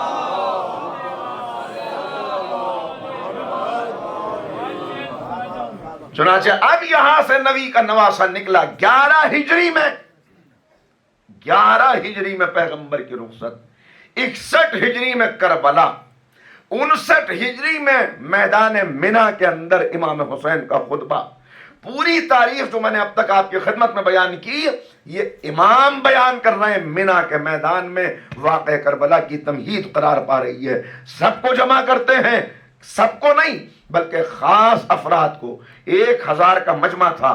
عبداللہ بن عباس اور اب جناب عبداللہ کو بھیجا کہ جائیے، آپ جائیے. تو ایک طرف عبداللہ بن جعفر، عبداللہ بن عباس اور ایسی شخصیتوں کو بھیجا کہ جن لوگوں کو امانت دار پاتے ہیں ان کو جمع کر لیجئے، ان سے کہیے حسین گفتگو کرنا چاہتے ہیں. اور اس وقت امام حسین نے واقع کربلا سے 2 سال پہلے ایک خطبہ دیا جسے خطبہ منی کہا جاتا ہے. بس میں نے آپ کے لیے ریفرنس دے دیا، پڑھیے گا آپ خطبے میں کیا ہے. اس خطبے کے اندر امام نے بات ہی یہاں سے شروع کی. جو مجھے جانتا ہے وہ جانتا ہے، جو نہیں جانتا وہ پہچان لے میں کون ہوں. اور اس کے بعد اپنا تعارف شروع کرایا. اس تعارف میں وہ آیتیں پڑھی جو قرآن میں نازل ہوئی، مشہور آیتیں، وہ حدیثیں پڑھی اور اس کے بعد کہا کیا تم نہیں پہچانتے، تم نہیں دیکھتے کہ دین پہ کیا گزر رہی ہے، وقت کہاں آ گیا، کس طرح سے میرے جد کا دین پامال کیا جا رہا ہے. اگر نماز پڑھنے کی آزادی ہے، روزہ رکھنے سے کوئی روک نہیں رہا، تو تم یہ سمجھتے ہو کہ تم نے دین کا حق ادا کر دیا. ذرا نکل کے دیکھو میرے جد کے دین پر کیا گزر رہی ہے. یہ امام تمہید کربلا کی بیان کر رہے ہیں. یہ امام دعوت دے رہے ہیں کہ ذرا غور کرو، صرف رسوم کی ادائیگی سے دین کا حق نہیں ادا ہو جاتا. باہر نکلو، آؤ، کھڑے ہو جاؤ، ذرا غور کرو. اور پھر آخر میں کہا میرے اس پیغام کو پہنچا دو، جہاں جہاں تک تمہاری رسائی ہے ان تک بتا دو کہ حسین ابن علی نے یہ گفتگو کی. یہ ہے منی کا خطبہ. اس کے بعد 28 رجب کربلا، 28 رجب مدینہ چھوڑا، 3 شعبان مکہ پہنچے، 3 شعبان مکہ پہنچے، 8 ذی الحجہ تک مکے کے اندر قیام کیا. اور یہ مکے کا جو امام کا قیام ہے، اس قیام کے دوران کیا کر رہے تھے امام؟ جب کوئی قافلہ آتا خانہ کعبہ کا طواف کرتا، امام کی مجلس علم بپا ہوتی، امام کے پیچھے نماز پڑھتا، اس کے بعد امام ان سے گفتگو کرتے، ان سے بات کرتے، اور بات کرتے ہوئے بار بار امام خطبے دیتے، بتاتے، پہچنواتے. غور کرو، سوچو کہ آخر کہاں جا رہی، کس رخ پہ زندگی چل پڑی ہے، اسلام کا کیا بنے گا. بار بار امام یہ خطبے دے رہے ہیں، یہاں تک کہ ایک آخری خطبہ 8 ذی الحجہ کو مکہ چھوڑتے وقت دیا. اس سے پہلے ایک خطبہ، بہت سارے خطبات ہیں، لشکر غر سے جب سامنا ہوا تب دیا، جس میں ایک سوال کیا کہ ذرا سوچو، دیکھو کہ دین تم سے چاہتا کیا ہے، کیا چاہتا ہے. اس میں واضح طور پہ کہا کہ جب دین قربانی مانگتا ہے اس وقت دین پر لبیک کہنے والے، نکلنے والے، اپنی جان قربان کرنے والے، قلت دیانون، وہ بہت کم افراد ہوتے ہیں.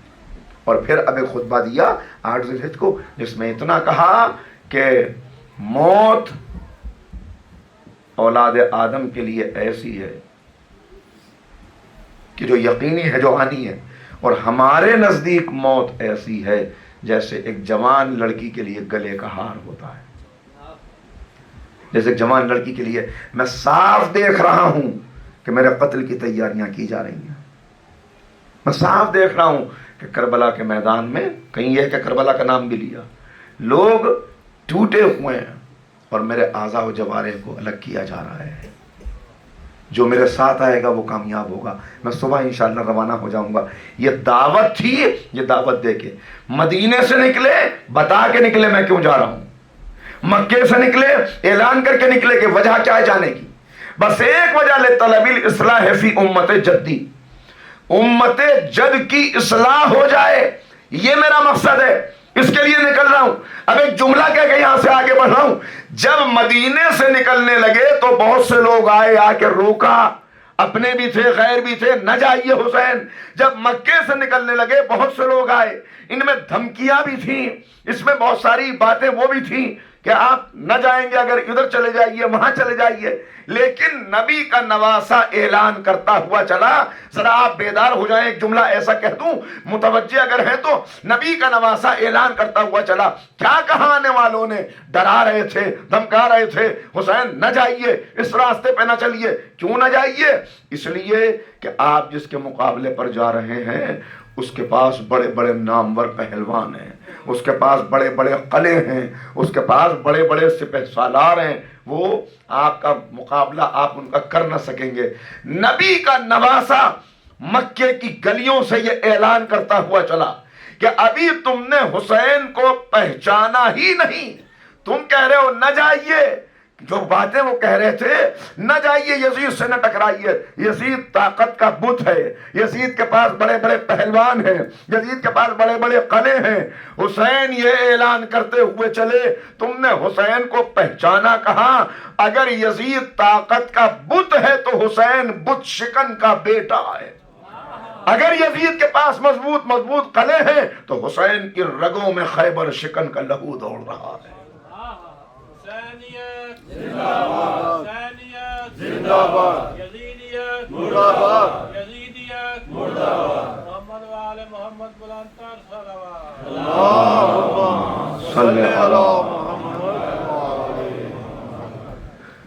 طلب الاصلاح لامت جدی، میں امت جد کی اصلاح کے لیے نکل رہا ہوں. آئے کربلا میں پہنچ گئے. کیسی عظیم قربانی. پہلے رک کے یہاں پہ آپ سے ایک سوال کرنا ہے. کیا فرما رہے ہیں؟ میں جا رہا ہوں امت کی اصلاح کے لیے. خرابی کیا ہوئی ہے؟ حاکم بن گیا یزید کہ جس کے متعلق آپ پڑھیں تو معلوم ہو جائے گا کہ کس انداز سے ملوکیت کا چہرہ ہے جو یزید کی صورت میں سامنے ہے. مگر کہہ کے کیا جا رہے ہیں؟ کہہ کے جا رہے ہیں میں جا رہا ہوں امت کی اصلاح کے لیے. ذرا سب کو متوجہ کرنا چاہ رہا ہوں یہاں پر. یہ ہے مسیحائے امت، یہ ہے طبیب امت جو بتا رہا ہے کہ میں کہاں جا رہا ہوں؟ امت کی اصلاح کے لیے. اے مولا، خرابی تو یزید کے اندر ہے، وہ حاکم بنا تو ہونا یہ چاہیے کہ آپ یہ کہہ کے نکلیں کہ میں جا رہا ہوں یزید کی اصلاح کے لیے. لیکن یہ نہیں کہا کہ یزید کی اصلاح، یہ کہا امت کی اصلاح کے لیے جا رہا ہوں. اس لیے کہ طبیب امت جانتا ہے کہ بیماری یزید کا حاکم بن جانا نہیں ہے، بیماری یزید کا حاکم بن جانا نہیں ہے، بیماری امت کا بے حس ہو جانا ہے. امت کا بے حس ہو جانا ہے. ان کو بیدار کرنے کی ضرورت ہے. لہذا کہا میں امت کی اصلاح کے لیے نکل رہا ہوں. یہ آخر امت میں خرابی کیا تھی؟ نمازیں نہیں پڑھ رہے تھے لوگ، روزے نہیں رکھے جا رہے تھے، حج نہیں ہو رہے تھے، زکوٰۃ نہیں نکال رہے تھے. یہ سارے اعمال ہو رہے تھے، یہ سارے اعمال ہو رہے تھے، مگر اس کے باوجود آقا کہہ رہے ہیں میں امت کی اصلاح کے لیے نکل رہا ہوں. یہ بڑا اہم نقطہ ہے، یہ بڑا غور کرنے کی ضرورت ہے. امت کی اصلاح کے لیے نکل رہا ہوں، کیا مطلب؟ عزیزو، میں ایک مثال آپ کے سامنے پیش کروں تاکہ بات واضح ہو جائے. میں نے دیکھا ایک باغ میں جانا ہوا، پھول دیکھے، پھل دیکھے، بڑا اچھا لگا دیکھ کے. ہم نے کہا بھائی یہ پھل، انہوں نے کہا پہلے پھول ہوتا ہے پھر پھل بن جاتا ہے.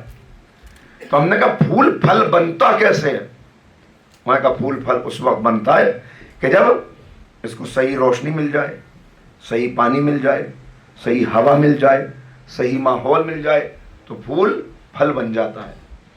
میری سمجھ میں بات آ گئی کہ پھول کو پھل بنانا ہو تو روشنی صحیح ہونی چاہیے، ہوا صحیح ہونی چاہیے، ماحول صحیح ہونا چاہیے.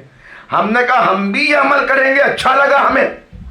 میں نے پھول کو شاخ سے توڑا اور اسے ایسی جگہ پر رکھ دیا کہ جہاں پہ خوب ہوا بھی آ رہی ہے، صحیح پانی بھی مل رہا ہے، غور کر رہے ہیں، اور صحیح روشنی بھی مل رہی ہے. سچ بتائیے کیا یہ پھول پھل بن سکتا ہے؟ بھائی ہوا تو دے رہے ہیں، روشنی تو ہے، پانی تو ہے، پھر کیوں پھل نہیں بن سکتا؟ کہ اس لیے کہ آپ نے اس کا شاخ سے رشتہ توڑ دیا۔ یہ ہے امت کی خرابی کہ امت میں نمازوں کی صورت میں ہوائیں تو موجود ہیں، روشنی کی صورت میں روزے تو موجود ہیں، مگر عمل، یہ عمل کا پھول کبھی پھل بن نہیں سکتا، اس لیے کہ معصوم سے رشتہ ٹوٹ گیا۔ اگر معصوم سے رشتہ نہ رہے تو اس کا مطلب یہ ہے کہ پھر یہ عمل قابل قبول نہیں ہے۔ لہذا بتانے کے لیے کہ کہاں غلطی ہے امام آئے۔ دیکھو ایک طبیب بیمار کا علاج کرتا ہے، بیماری کا علاج نہیں کرتا۔ غور کریں، ایک ہے بیماری جس کو لگ گئی وہ بیمار ہو گیا، تو علاج بیمار کا کیا جائے گا، بیماری کو ختم کرنے کی کوششیں کی جاتی ہیں، لیکن طبیب کو محبت ہے مریض سے، نفرت ہے مرض سے۔ مریض سے اگر نفرت کرنے لگے تو پھر دنیا میں کوئی اچھا ہی نہیں ہو سکتا۔ یہی بات امام بتانا چاہ رہے ہیں کہ بیماری ہے امت میں، بیمار ہے امت، اور بیماری کا نام ہے یزیدیت۔ یزیدیت کے جراثیم داخل ہو چکے ہیں، لہذا لازم ہے کہ ان کا علاج کیا جائے۔ کہ اگر ایک یزید کو آج میں نے ختم کر بھی دیا، طاقت جمع کر کے، لشکر جمع کر کے، تو کل پھر کوئی یزید برسر اقتدار آئے گا۔ لہذا مجھے ایسا علاج کرنا ہے کہ اب قیام قیامت تک حق حق رہے، باطل باطل رہے۔ چنانچہ 11 ہجری سے 61 ہجری تک کیا کچھ ہو رہا تھا وہ اگر دیکھیں، شراب پی کے نمازیں پڑھائی جا رہی تھیں 50 سال کے اندر۔ یہ سب ہوا یا نہیں؟ میں نے آپ کی خدمت میں عرض کیا 50 سال کے اندر یہ سب ہو رہا تھا کہ شراب پی کے نمازیں پڑھائی جا رہی تھیں۔ 50 سال کے اندر یہ ہو رہا تھا۔ اب کیسے آپ کے سامنے پیش کروں اور کہاں سے لفظ لاؤں کہ جمعہ بجائے جمعہ کے بدھ کے دن پڑھایا جا رہا تھا۔ یہ 50 سال کے اندر ہو رہا تھا۔ 50 سال کے اندر یہ ہو رہا تھا کہ یزید، اب یہ کیسے لفظ استعمال کروں، مگر یہ حقیقت ہے، یہ تاریخ بتا رہی ہے کہ ممبر نما بلندی پر، مسجد کے اندر جو ممبر رکھا ہوا تھا اس پر یزید نجس کتوں کو علماء کا لباس پہنا کے بٹھاتا تھا، اپنے پالتو بندر کو عالم کا لباس پہنا کے بٹھا دیتا تھا، اور لوگوں سے کہتا تھا دیکھو یہ کتنی اچھی گفتگو کر رہا ہے۔ اور اس کے بعد جو توہین رسالت کی جاتی تھی وہ میں زبان سے دہرا نہیں سکتا۔ تو یہ کب ہو رہا تھا؟ اب نتیجہ آپ کو نکالنا ہے۔ یہ 50 سال کے اندر اندر سب کچھ ہو رہا تھا۔ ممبر کی توہین 50 سال کے اندر، مصلی کی توہین 50 سال کے اندر، مسجد کی توہین 50 سال کے اندر، رسالت مآب کی توہین 50 سال کے اندر۔ آج کتنے سال گزر گئے؟ تقریباً 1400 سال، 50 سال قریب کا زمانہ ہے، 1400 سال گزر گئے۔ کیا آج کسی کے اندر یہ جرت ہے کہ ممبر پہ کسی نجس جانور کو بٹھا دے اور مسلمان چپ رہ جائیں؟ کیا آج کسی کے اندر یہ جرت ہے کہ توہین رسالت کرے اور مسلمان خاموش رہ جائیں؟ کیا آج کسی کے اندر یہ جرت ہے کہ شراب پی کے مسلح پہ آ جائے اور مسلمان خاموش رہ جائیں؟ بھائی آج 1400 سال گزر گئے، 50 سال ہے قریب کا زمانہ، 1400 سال ہے دور کا زمانہ۔ جو 50 سال کے بعد ہو رہا تھا وہ 1400 سال کے بعد نہیں ہو سکتا۔ یہ سوئے ہوں کو جگا کس نے دیا؟ یہ امت کو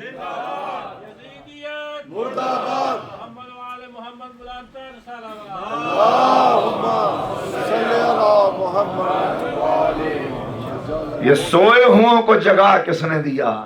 یہ بے حسوں کے جسم میں کس نے شعور کی روح پھونک دی؟ 1400 سال گزر گئے، یہ ہے دور کا زمانہ، جبکہ آج کا دور بے حسی کا دور ہے، بے عملی کا دور ہے، بے دینی کا دور ہے۔ آج ہر ایک کو شکایت ہے کہ اب وہ پہلے جیسا عمل نہیں ہے، اب وہ پہلے جیسا ایمان نہیں ہے۔ آج ہر ملک سے آواز آ رہی ہے کہ اسلام خطرے میں ہے، اسلام خطرے میں ہے، اسلام خطرے میں۔ یہ جملہ میں ہمیشہ 9 محرم کو کہتا ہوں اگر مجلس کا موقع ملے، کہ آج ہر ملک سے یہ آواز آ رہی ہے اسلام خطرے میں ہے، اسلام خطرے میں۔ میں دست ادب جوڑ کے کہوں، یہ نہ کہو کہ اسلام خطرے میں ہے، اسلام خطرے میں تھا۔ وفات رسول سے لے کر حسین کی شہادت تک، اب صبح عاشور سے لے کر صبح قیامت تک مسلمان خطرے میں ہو سکتا ہے، اسلام خطرے میں نہیں ہو سکتا۔ صلوات پڑھ دیں محمد وآلہ۔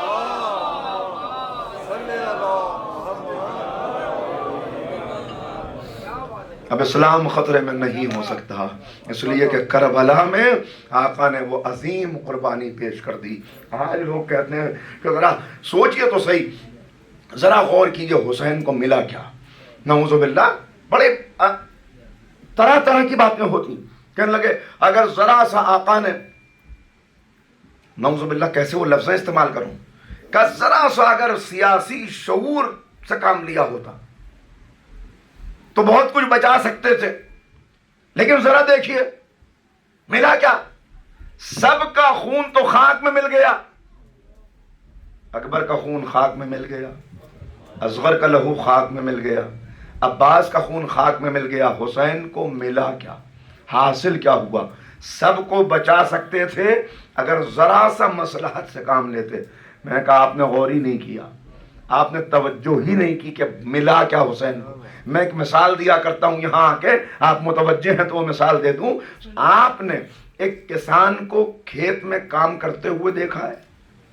اس نے کھیت میں بڑی محنت کی، سخت زمین کو نرم کیا، پسینے کے قطروں کو خاک میں ملا دیا، پانی کی نہر کاٹ کے لایا، پانی لا کے خاک میں ملا دیا، بازار سے بیج خریدا، خاک میں ملا دیا، قرضہ لے کے کھاد لے کے آیا، کھاد کو خاک میں ملا دیا۔ جب سب کچھ خاک میں ملا کے پسینہ بہاتا ہوا باہر نکلا، میں نے کہا بھائی بڑے نادان ہو، بیج خاک میں ملا دیا، پانی خاک میں ملا دیا، ساری محنت خاک میں ملا دی۔ اس نے مسکرا کے کہا کہ آپ کاشتکاری کے اصولوں سے واقف نہیں ہیں، آپ کو پتہ ہی نہیں، میں نے خاک میں کچھ نہیں ملایا، مگر آپ کو ابھی پتہ نہیں چلے گا، 6 مہینے کے بعد آئیے گا، تب یہاں لہلہاتی ہوئی فصلیں نظر آئیں گی، کھلتے ہوئے پھول نظر آئیں گے، غنچے نظر آئیں گے، تب آپ کو پتا چلے گا کہ میں نے کچھ بھی خاک میں نہیں ملایا، میں نے کچھ بویا ہے جس سے کوئی فصل پیدا ہوئی ہے۔ حسین نے بھی عباس کے لہو کو خاک میں ملایا، اکبر کے لہو کو خاک میں ملایا، اصغر کے لہو کو خاک میں ملایا۔ اس وقت نہیں پتا چلے گا، مگر 1400 سال کے بعد یہ لا الہ الا اللہ کی فصلیں، یہ توحید کے غنچے، یہ نمازوں کی بہار، یہ بتا رہی ہے کہ حسین نے خون بویا ہے تو شریعت پر نکھار آیا ہے۔ خون بھی تو اتنا پاکیزہ ہو، لہو بھی تو ایسا ہو جس رخ پہ تاریخ جا رہی تھی۔ اگر اسی رخ پہ تاریخ چلتی رہتی، بس وقت محدود ہے، اگر اسی رخ پہ تاریخ چلتی رہتی جس پہ جا رہی تھی، جو میں نے صرف اشارے کیے ہیں سر آپ کی خدمت میں کہ کس طرح دین کو مٹایا جا رہا تھا، کس طرح خاتمہ کیا جا رہا تھا، کہ واقعاً صحابی رسول کا یہ بیان تاریخ میں موجود ہے کہ وہ کہہ رہے ہیں کہ میں تمہارے اندر کوئی بات رسول اللہ والی نہیں پاتا، ہاں بس اتنا کہ نمازیں پڑھ لیتے ہو اور روزے رکھ لیتے ہو، باقی رسول اللہ والی کوئی بات تمہارے اندر باقی نہیں رہ گئی ہے۔ کیا ہو گیا آخر تمہیں، کہاں چلے گئے؟ اگر جو کچھ چل رہا تھا یہی باقی رہ جاتا تو آج میرا تمام مسلمانوں سے ہاتھ جوڑ کے سوال ہے، بھائی آپ کیا ہیں؟ حنفی، حنبلی، مالکی، شافعی، داؤدی، دیوبندی، بریلوی، سلیمانی، سنی، شیعہ، آپ جو ہیں وہی رہیے،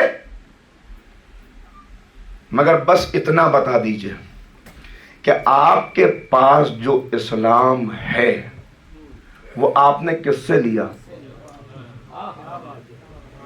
ہم تو حنفی ہیں، ہم نے امام ابو حنیفہ سے اسلام لیا. ہم مالکی ہیں، امام مالک سے اسلام لیا. نہیں بھائی، میں آج کی بات نہیں کر رہا. امام مالک تو بہت بعد کے ہیں، غور کر رہے ہیں. امام شافعی تو بعد کے ہیں. ذرا تاریخ میں پیچھے کی طرف سفر کیجئے اور بتائیے 61 ہجری میں آپ نے کس سے اسلام لیا؟ اس لیے کہ 61 ہجری میں نہ مالکی ہے، نہ شافعی ہے، نہ شیعہ ہے، نہ سنی ہے. 61 ہجری میں فرقے نہیں ہیں. 61 ہجری میں بس 2 راستے ہیں، ایک حسین والا، ایک یزید والا. تیسرا کوئی راستہ ہے ہی نہیں کہ آپ کہیں ہم نہ ادھر جاتے نہ ادھر. بتائیے آپ نے کس سے اسلام لیا؟ یزید سے؟ کہ لا حول ولا قوت الا باللہ. ہم کیوں یزید سے اسلام لیتے؟ پھر کہ ہم نے سیدنا حسین سے اسلام لیا. جس سے سوال کیا کہ 61 ہجری میں اسلام کس سے لیا، اس نے کہا ہم نے حسین سے اسلام لیا. تو اب مجھے کہنے دیجئے، اس کا مطلب یہ ہوا آپ حنفی بعد میں ہیں، حسینی پہلے ہیں. مالکی بعد میں ہیں، حسینی پہلے ہیں. شافعی بعد میں ہیں، حسینی پہلے ہیں. اس لیے کہ اگر حسین نے قربانی نہ دی ہوتی تو اسلام باقی ہی نہ ہوتا. اسلام باقی ہی نہ ہوتا.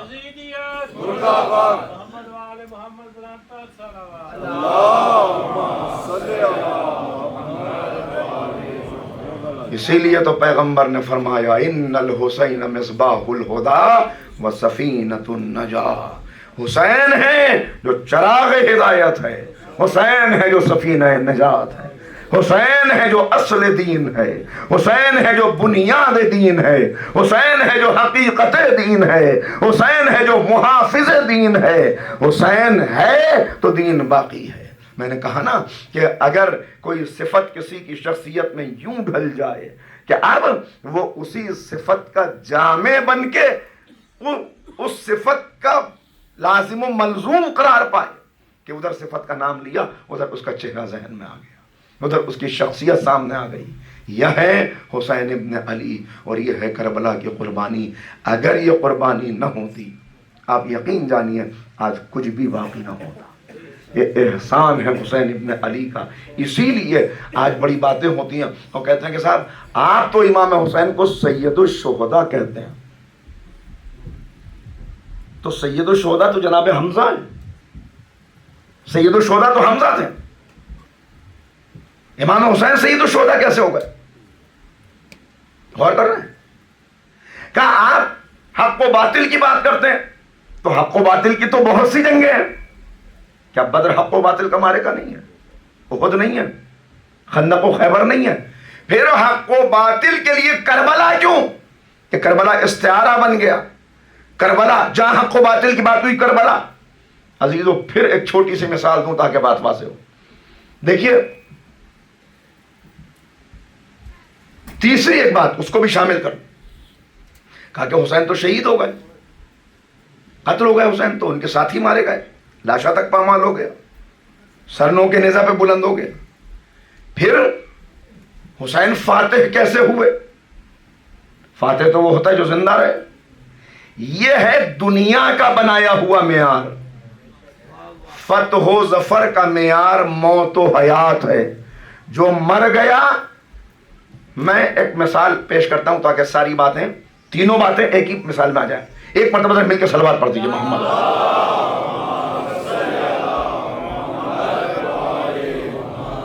اگر اس سے بہتر ایک بیدار صلوات پڑھیں تو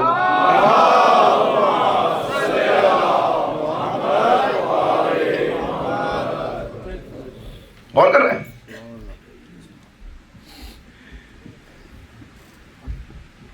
میرا کسی سے مقدمہ چل رہا ہے، مثال دے رہا ہوں. کسی زمین کے اوپر کورٹ میں کیس ہے، فیصلہ میرے حق میں ہو گیا. اب بڑی خوشی منائی جا رہی ہے کہ لیجیے صاحب ہو گیا فیصلہ، مل گیا آپ کو آپ کا حق. گھر پہ بڑی خوشی منائی جا رہی ہے. لیکن پتہ چلا کہ جو فریق مخالف ہیں وہ سپریم کورٹ پہنچ گئے. چھوٹے کورٹ سے گزرتے ہوئے سپریم کورٹ معاملہ پہنچ گیا. میں نے کہا بھائی بس ذرا یہ خوشی کم کرو اس لیے کہ سپریم کورٹ میں بات پہنچ گئی ہے. انہوں نے کہا تو کیا ہوا, آپ تو جیت گئے نا کورٹ سے.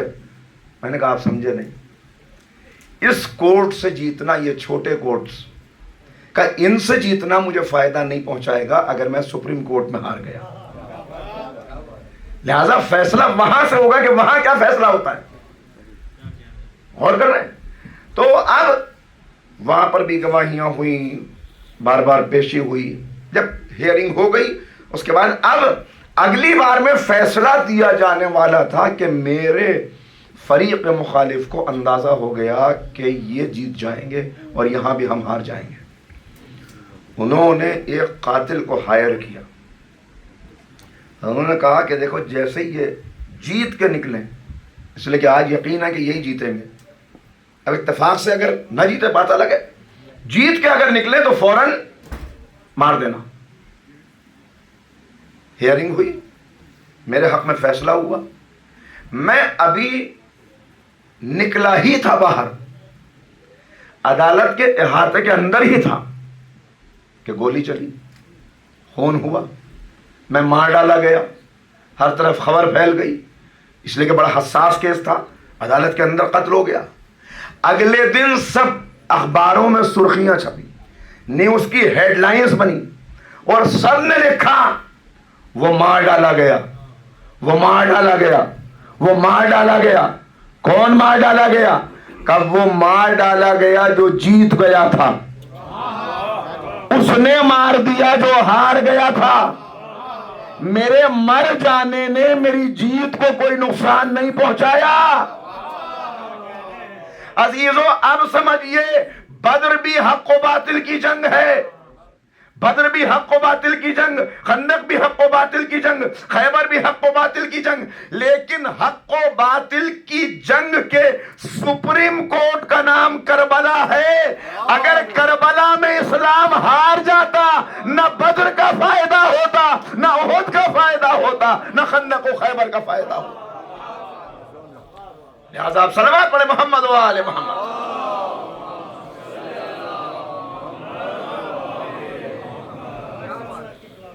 اگر کربلا میں اسلام ہار جاتا, لہذا اب کا وہ تو شہید ہو گئے, شہید ہوئے, لیکن یہ شہادت ہے جو شہادتوں کی آبرو ہے, یہ شہادت ہے جو دین کی زندگی ہے, یہ حیات ہے دین کی.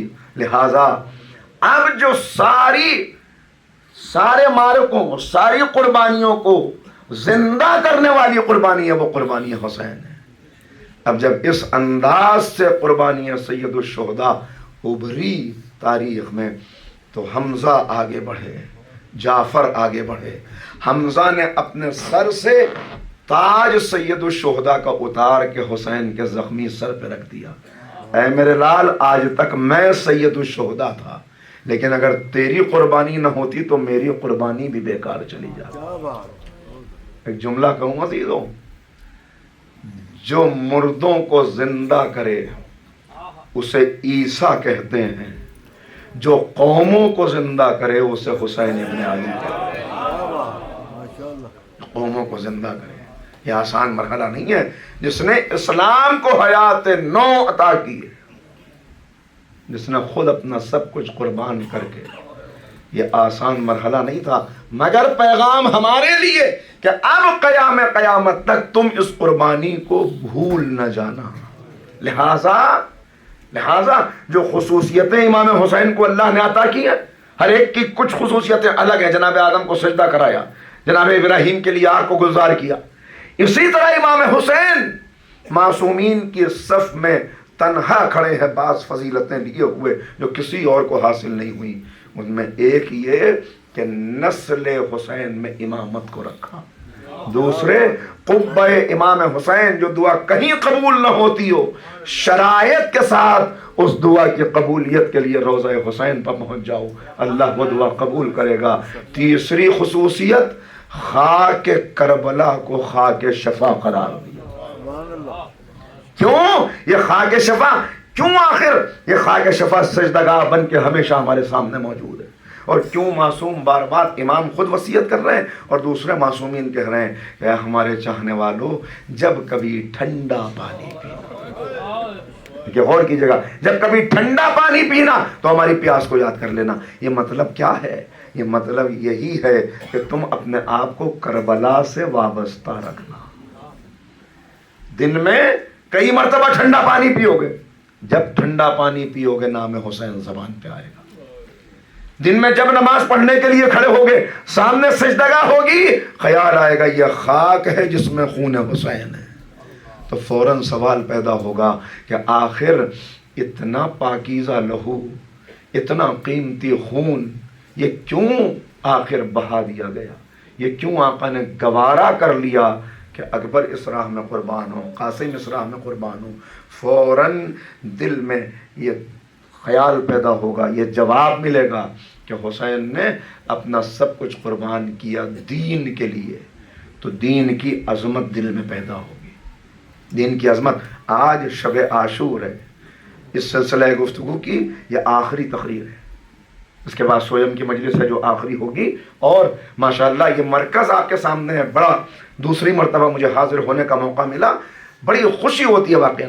معلوم ہوا یہاں پہ 5 وقتہ نماز بھی ہو رہی ہے، 5 وقت یہاں پہ نماز بھی ہے، یہاں پہ آپ کی اس طرح حاضری بھی، تو یہ اس وابستہ رکھنا اپنے آپ کو عزاداری سے، ان مرکزوں سے، اس لیے کہ یہی مرکز ہے جہاں سے تم کو روح عمل ملے گی، روح انقلاب ملے گی، روح حیات ملے گی۔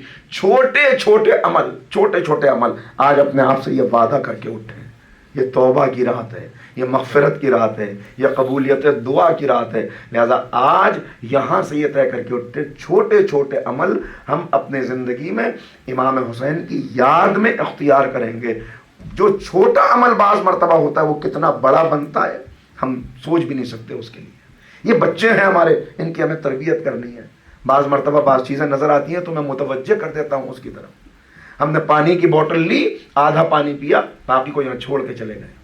وہ پانی جو بچا ہے یہ نام حسین پہ آپ کو پانی پلایا جا رہا ہے، لہذا یہ پانی بھی تبرک ہے۔ اگر بچ گیا اس بوتل میں تو اسے اپنے ساتھ لے کے چلے جائیں گے۔ یہاں بعض مرتبہ نظر آیا کہ ٹشو ہم نے یوز کی ہے، اس کے بعد پھینک کے چلے گئے، کتنا اجر و ثواب ہے آپ اندازہ نہیں کر سکتے۔ وقت نہیں بچا میرے پاس میں، لیکن ایک بالکل جلدی سے اشارہ کر دوں۔ 2 بچے تھے مجلس کے اندر جو بہت شرارت کیا کرتے تھے، سب ان سے پریشان رہتے تھے۔ تو ایک جو ذاکر تھے ان کو زیادہ پریشانی ہوتی تھی کہ مجلس کو ڈسٹرب کرتے ہیں یہ بچے۔ انہیں خیال پیدا ہو گیا کہ بچے نہ آتے ہی مجلس میں تو کیا ہوتا۔ ایک دن 7 شاید محرم کی مجلس تھی، اس دن انہیں بڑا شکوہ پیدا ہوا، کہہ تو کچھ نہیں سکے، یہ بچے نہ آتے، سو گئے تو خواب دیکھا کہ امام حسین اور حضرت عباس موجود ہیں، اور امام حضرت عباس سے پوچھ رہے ہیں کہ بھیا عباس، آج ہماری مجلس میں کون کون آیا تھا اس کا نام بتاؤ۔ حضرت عباس نے مجلس کی فہرست پڑھنی شروع کی، شروکا کی کہ یہ تھے۔ تو ایک مرتبہ امام نے کہا کہ تم نے ان 2 بچوں کے نام نہیں لکھے، ان 2 بچوں کے نام نہیں ہیں بھیا اس میں۔ کہا آقا وہ نام بھی ہیں۔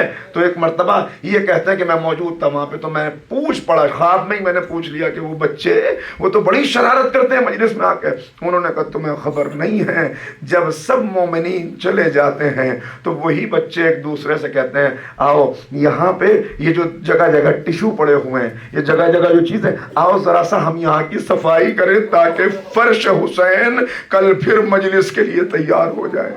کہ ان کا یہ چھوٹا سا عمل ہے کہ تم نے ان کی شرارت کو دیکھا، ان کے اس عمل کو نہیں دیکھا۔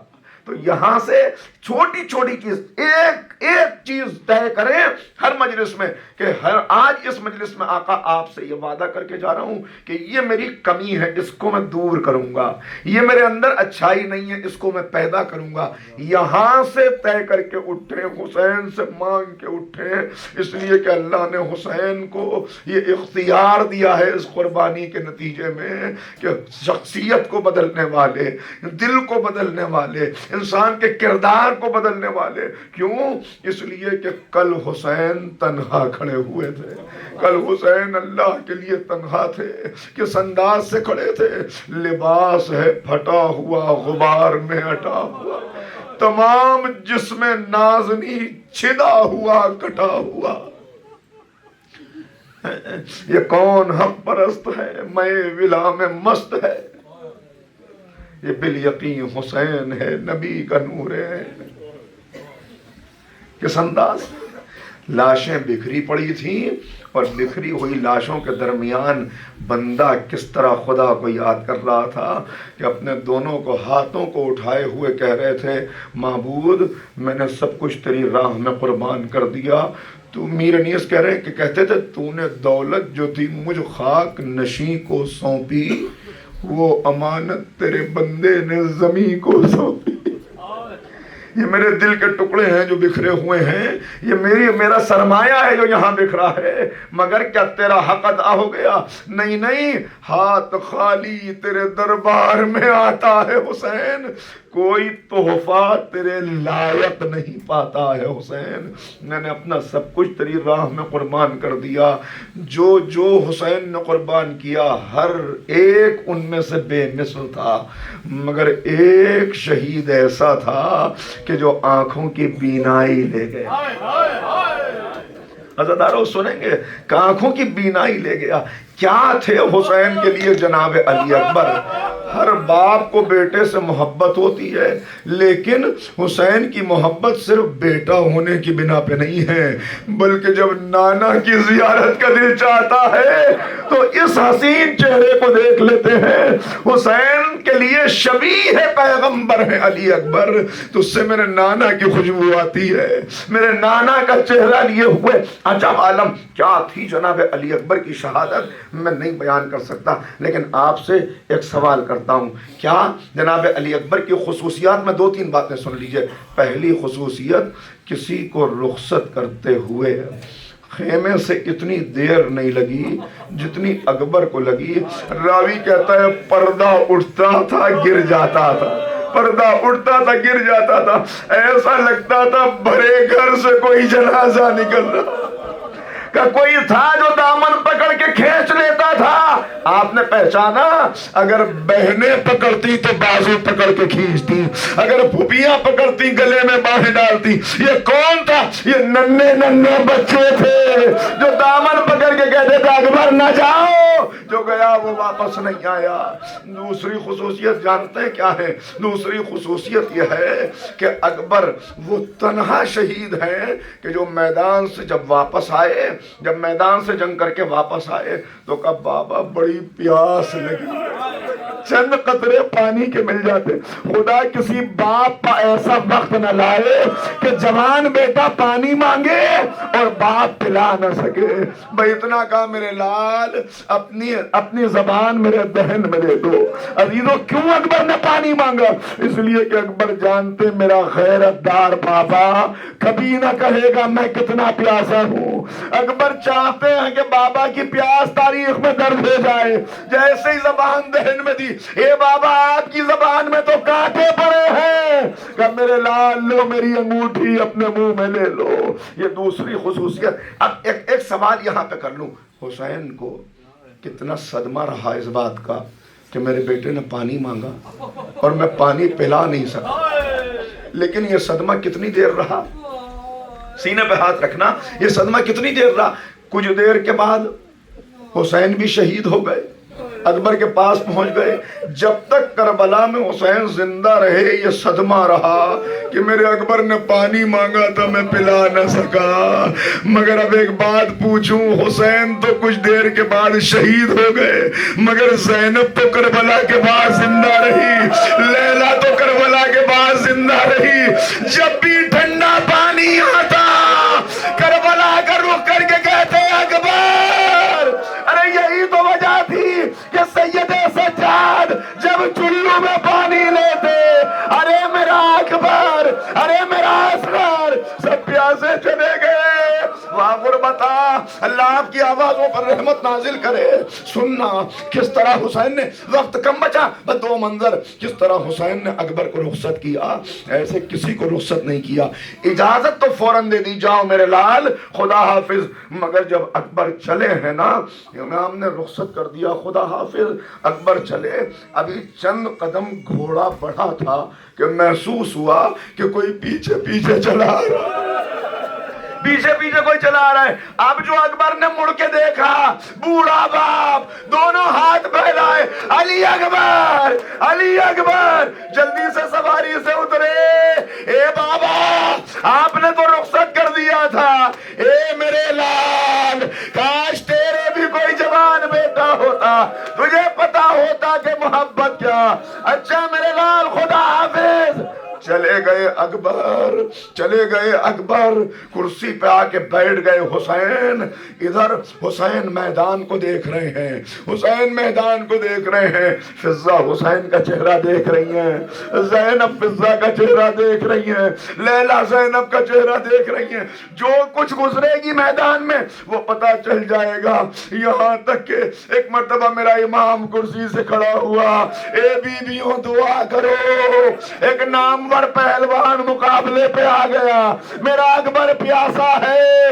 لیجئے دعائیں ہوئیں, دعائیں ہوئیں. اکبر واپس پلٹے, مگر اب جو میدان میں آئے تو پھر باپ بیٹے کا سامنا جانتے ہیں کب ہوا. آواز آئی, اے بابا علیک منی السلام, بابا میرا آخری سلام لے لیجئے. اکبر نے آخری سلام کیا. اس کے بعد عجب عالم ہے. اچھا ہوا کیا میدان میں, یہ سن لیجئے اور میں اجازت لے لوں. ہوا کیا میدان میں, قاتل خود بیان کر رہا ہے کہ اکبر ایسے جنگ کر رہے تھے کہ فاتح بدر و حنین کی جنگ یاد آ گئی تھی. محسوس ہوتا تھا کہ اس جوان کو ہم قتل نہیں کر سکتے. حسین بن نمیر قاتل ہے ملعون, کہتا ہے میں طویل نیزہ لے کے چھپتا ہوا چلا. اکبر سامنے سے جنگ کرنے میں مصروف تھے, میں اکبر کے عین پیچھے پہنچ گیا. کب پیچھے پہنچا, جس وقت اکبر کسی پہ وار کر رہے تھے, میں نے پیچھے پوری طاقت سے نیزہ پشت کے اندر داخل کیا. ادھر سے نیزہ داخل ہوا, سینے سے باہر نکلا. کہ میں چاہتا تھا نیزے کو واپس کھینچ لوں, اب جو نیزہ واپس کھینچنا چاہا, اکبر نے گھوڑے کو موڑا, نیزے کی انی اکبر کے سینے میں رہ گئی. آواز دی بابا آخری سلام. ادھر سے حسین چلے, ٹھوکرے کھاتے جاتے تھے, گرتے جاتے تھے. علی اکبر پھر سے پکار لو, بیٹا ایک بار پھر سے آواز دے لو. کیسے ایک مرتبہ غش کھا کے گر پڑے. کوئی نہ تھا جو راہ بتاتا, کوئی نہ تھا جو کہتا کہاں ہے.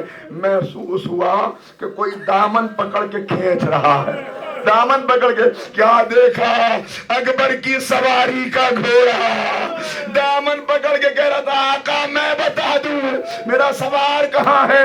لیجئے حسین لاش اکبر تک پہنچے, ابھی زندگی کی رمق باقی ہے. عجب عالم دیکھا. آخری منظر, خدا کسی باپ کو یہ منظر نہ دکھائے. دیکھا ہاتھ سینے پہ رکھا ہوا ہے, ایک پیر سمیٹتے ہیں, ایک پیر پھیلاتے ہیں. حسین خاک پر بیٹھ گئے. اے اکبر کیا ہوا, بابا سینے میں برچھی کی انی ٹوٹ گئی ہے. اچھا میرے لال ذرا ہاتھ ہٹاؤ زخم پر سے, بابا آپ سے دیکھا نہ جائے گا. کہ میرے لال ہاتھ ہٹاؤ. اکبر نے ہاتھ ہٹایا, حسین نے دیکھا ٹوٹی ہوئی پسلیاں, اس میں اٹکی ہوئی انی نظر آئی. لیجئے خلیل کربلا سب سے بڑا امتحان دینے کے لیے بیٹھا. حسین نے آستین کو پلٹا, ایک مرتبہ رخ پھرا کے دیکھا. کیا عجب کسے دیکھ رہے تھے. آواز دی بابا علی مرتضی مدد کے لیے آئیے. ارے عجب نہیں, رسول کی آواز آئی ہو. حسین آج میرے لعاب دہن کی طاقت دکھا دے. فاطمہ نے کہا ہو میرے دودھ کی طاقت دکھا دے. بس بایاں ہاتھ سینے پہ رکھا, زخم میں انگلیاں داخل کی. یاری اب جو برچی کی انی نکلی, ہاتھوں پہ کلیجا. اے میرے لال اکبر عزیزو, ایک بات بتاؤ, اگر کسی بچے کی بھی میت اٹھانی ہو تو 2 آدمی تو چاہیے. مگر ہائے غربت حسین, کبھی دریا پہ دیکھا عباس, کبھی خیمے کی طرف دیکھا بہن، سینے سے سینہ ملایا، رکوع کے عالم میں چلے، آواز دی بنی ہاشم کے بچوں،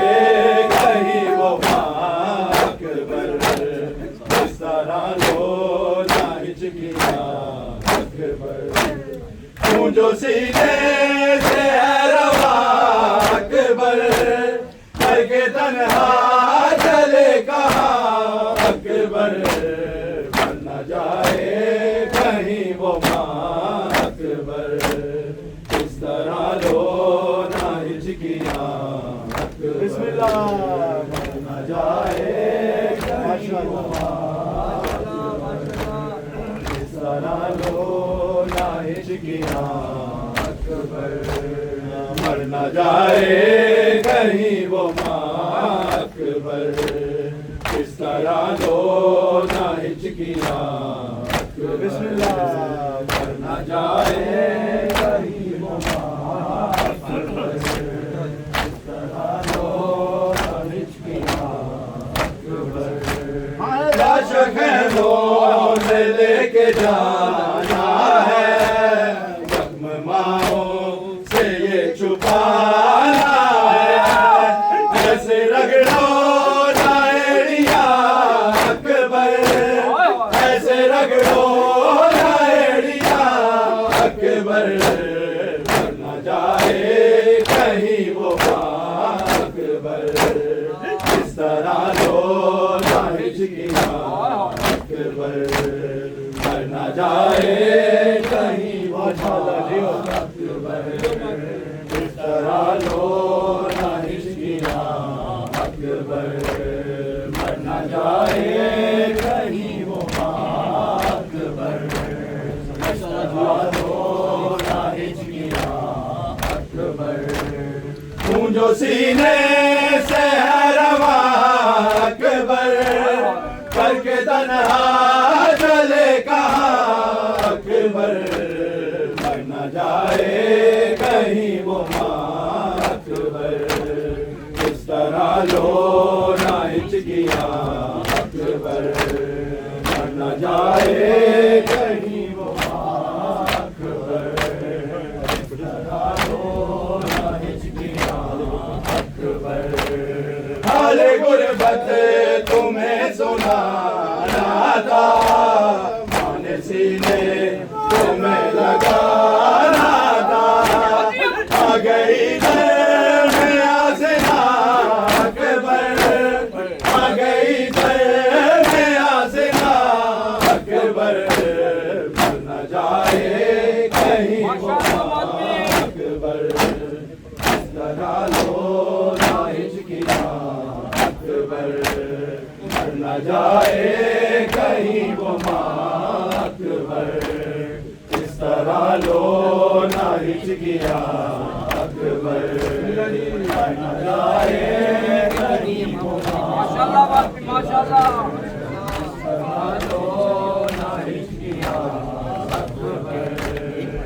جو سینے سے ہے روا اکبر کر کے تنہا چلے کہاں اکبر مر نہ جائے کہیں وہ ماں اکبر اس طرح لو نہ ہچکیاں اکبر بسم اللہ مر نہ جائے کہیں وہ ماں اکبر اس طرح لو نہ ہچکیاں اکبر ہاتھ سینے پہ دھر لیا بیٹا میں نے محسوس کر لیا بیٹا زخم گہرا ہے میری جان اکبر زخم گہرا ہے میری جان اکبر مر نہ جائے کہیں وہ ماں اکبر اس طرح لو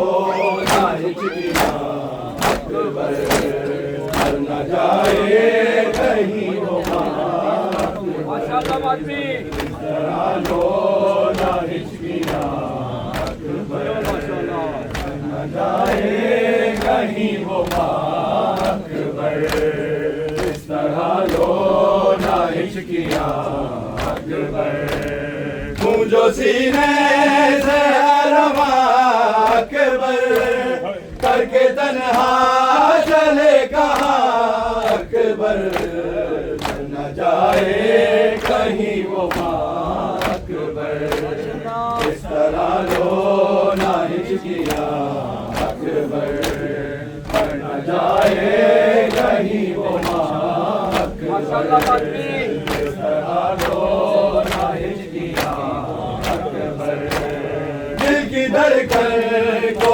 آسرا دے دو، ان کو آواز مصطفیٰ دے دو، اب نہیں دو کہ کیا عذاب اکبر، اب نہیں دو کہ کیا عذاب اکبر، نہ جائے کہیں وہ ماں اکبر، اس طرح لو نہ ہچکیا اکبر، نہ جائے کہیں وہ ماں اکبر، اس طرح لو نہ ہچکیا اکبر، نہ جائے کہیں وہ ماں اکبر، اس طرح لو نہ ہچکیا اکبر، ہوں جو سینے سے ہے رواں اکبر، کر کے تنہا چلے کہاں اکبر،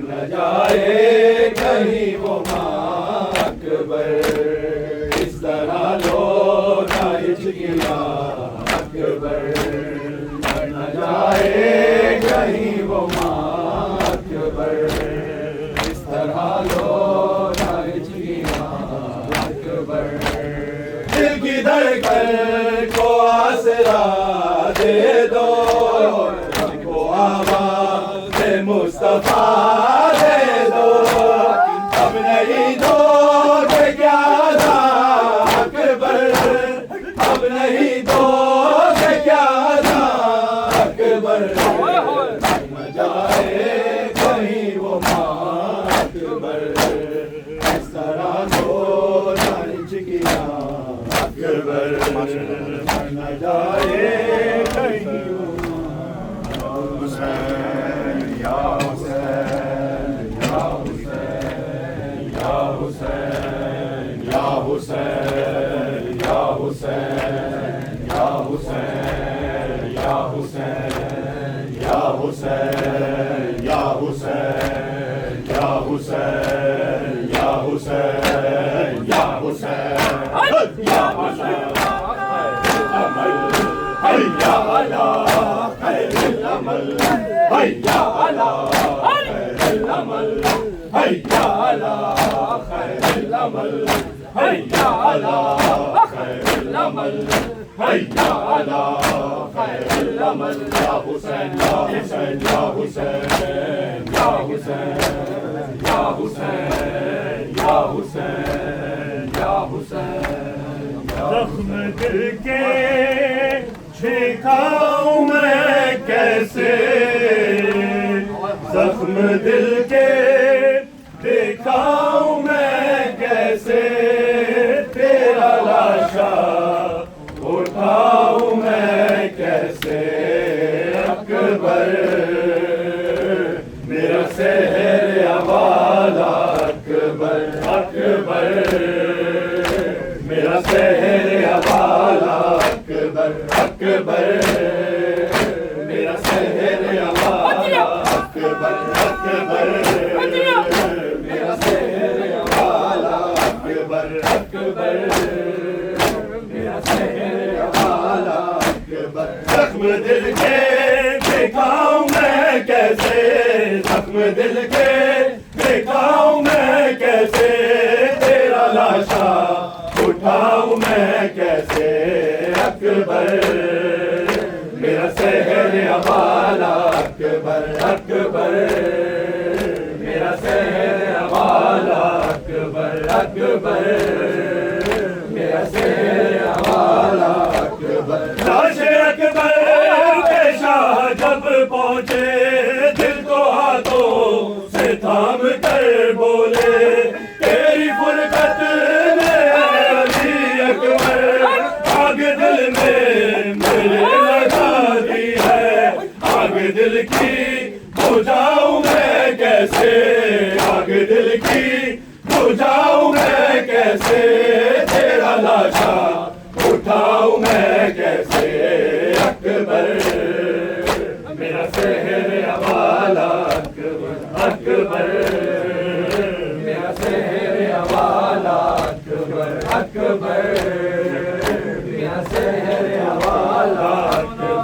اکبر میرا شہر حوالہ اکبر تو ہے کریئر جوان ہے بیٹا باپ تیرا ضعیف ہے کتنا دور آنکھوں ہو گیا رخصت مجھ کو عطا نہیں نظر خیمہ لے کے خیموں میں جاؤں میں کیسے لے کے خیموں میں جاؤں میں کیسے تیرا لاشا اٹھاؤں میں کیسے اکبر میرا شہر حوالہ اکبر اکبر میرا شہر حوالہ اکبر اکبر میرا شہر حوالہ اکبر اکبر میرا شہر حوالہ اکبر جس نے 18 سال پالا تھا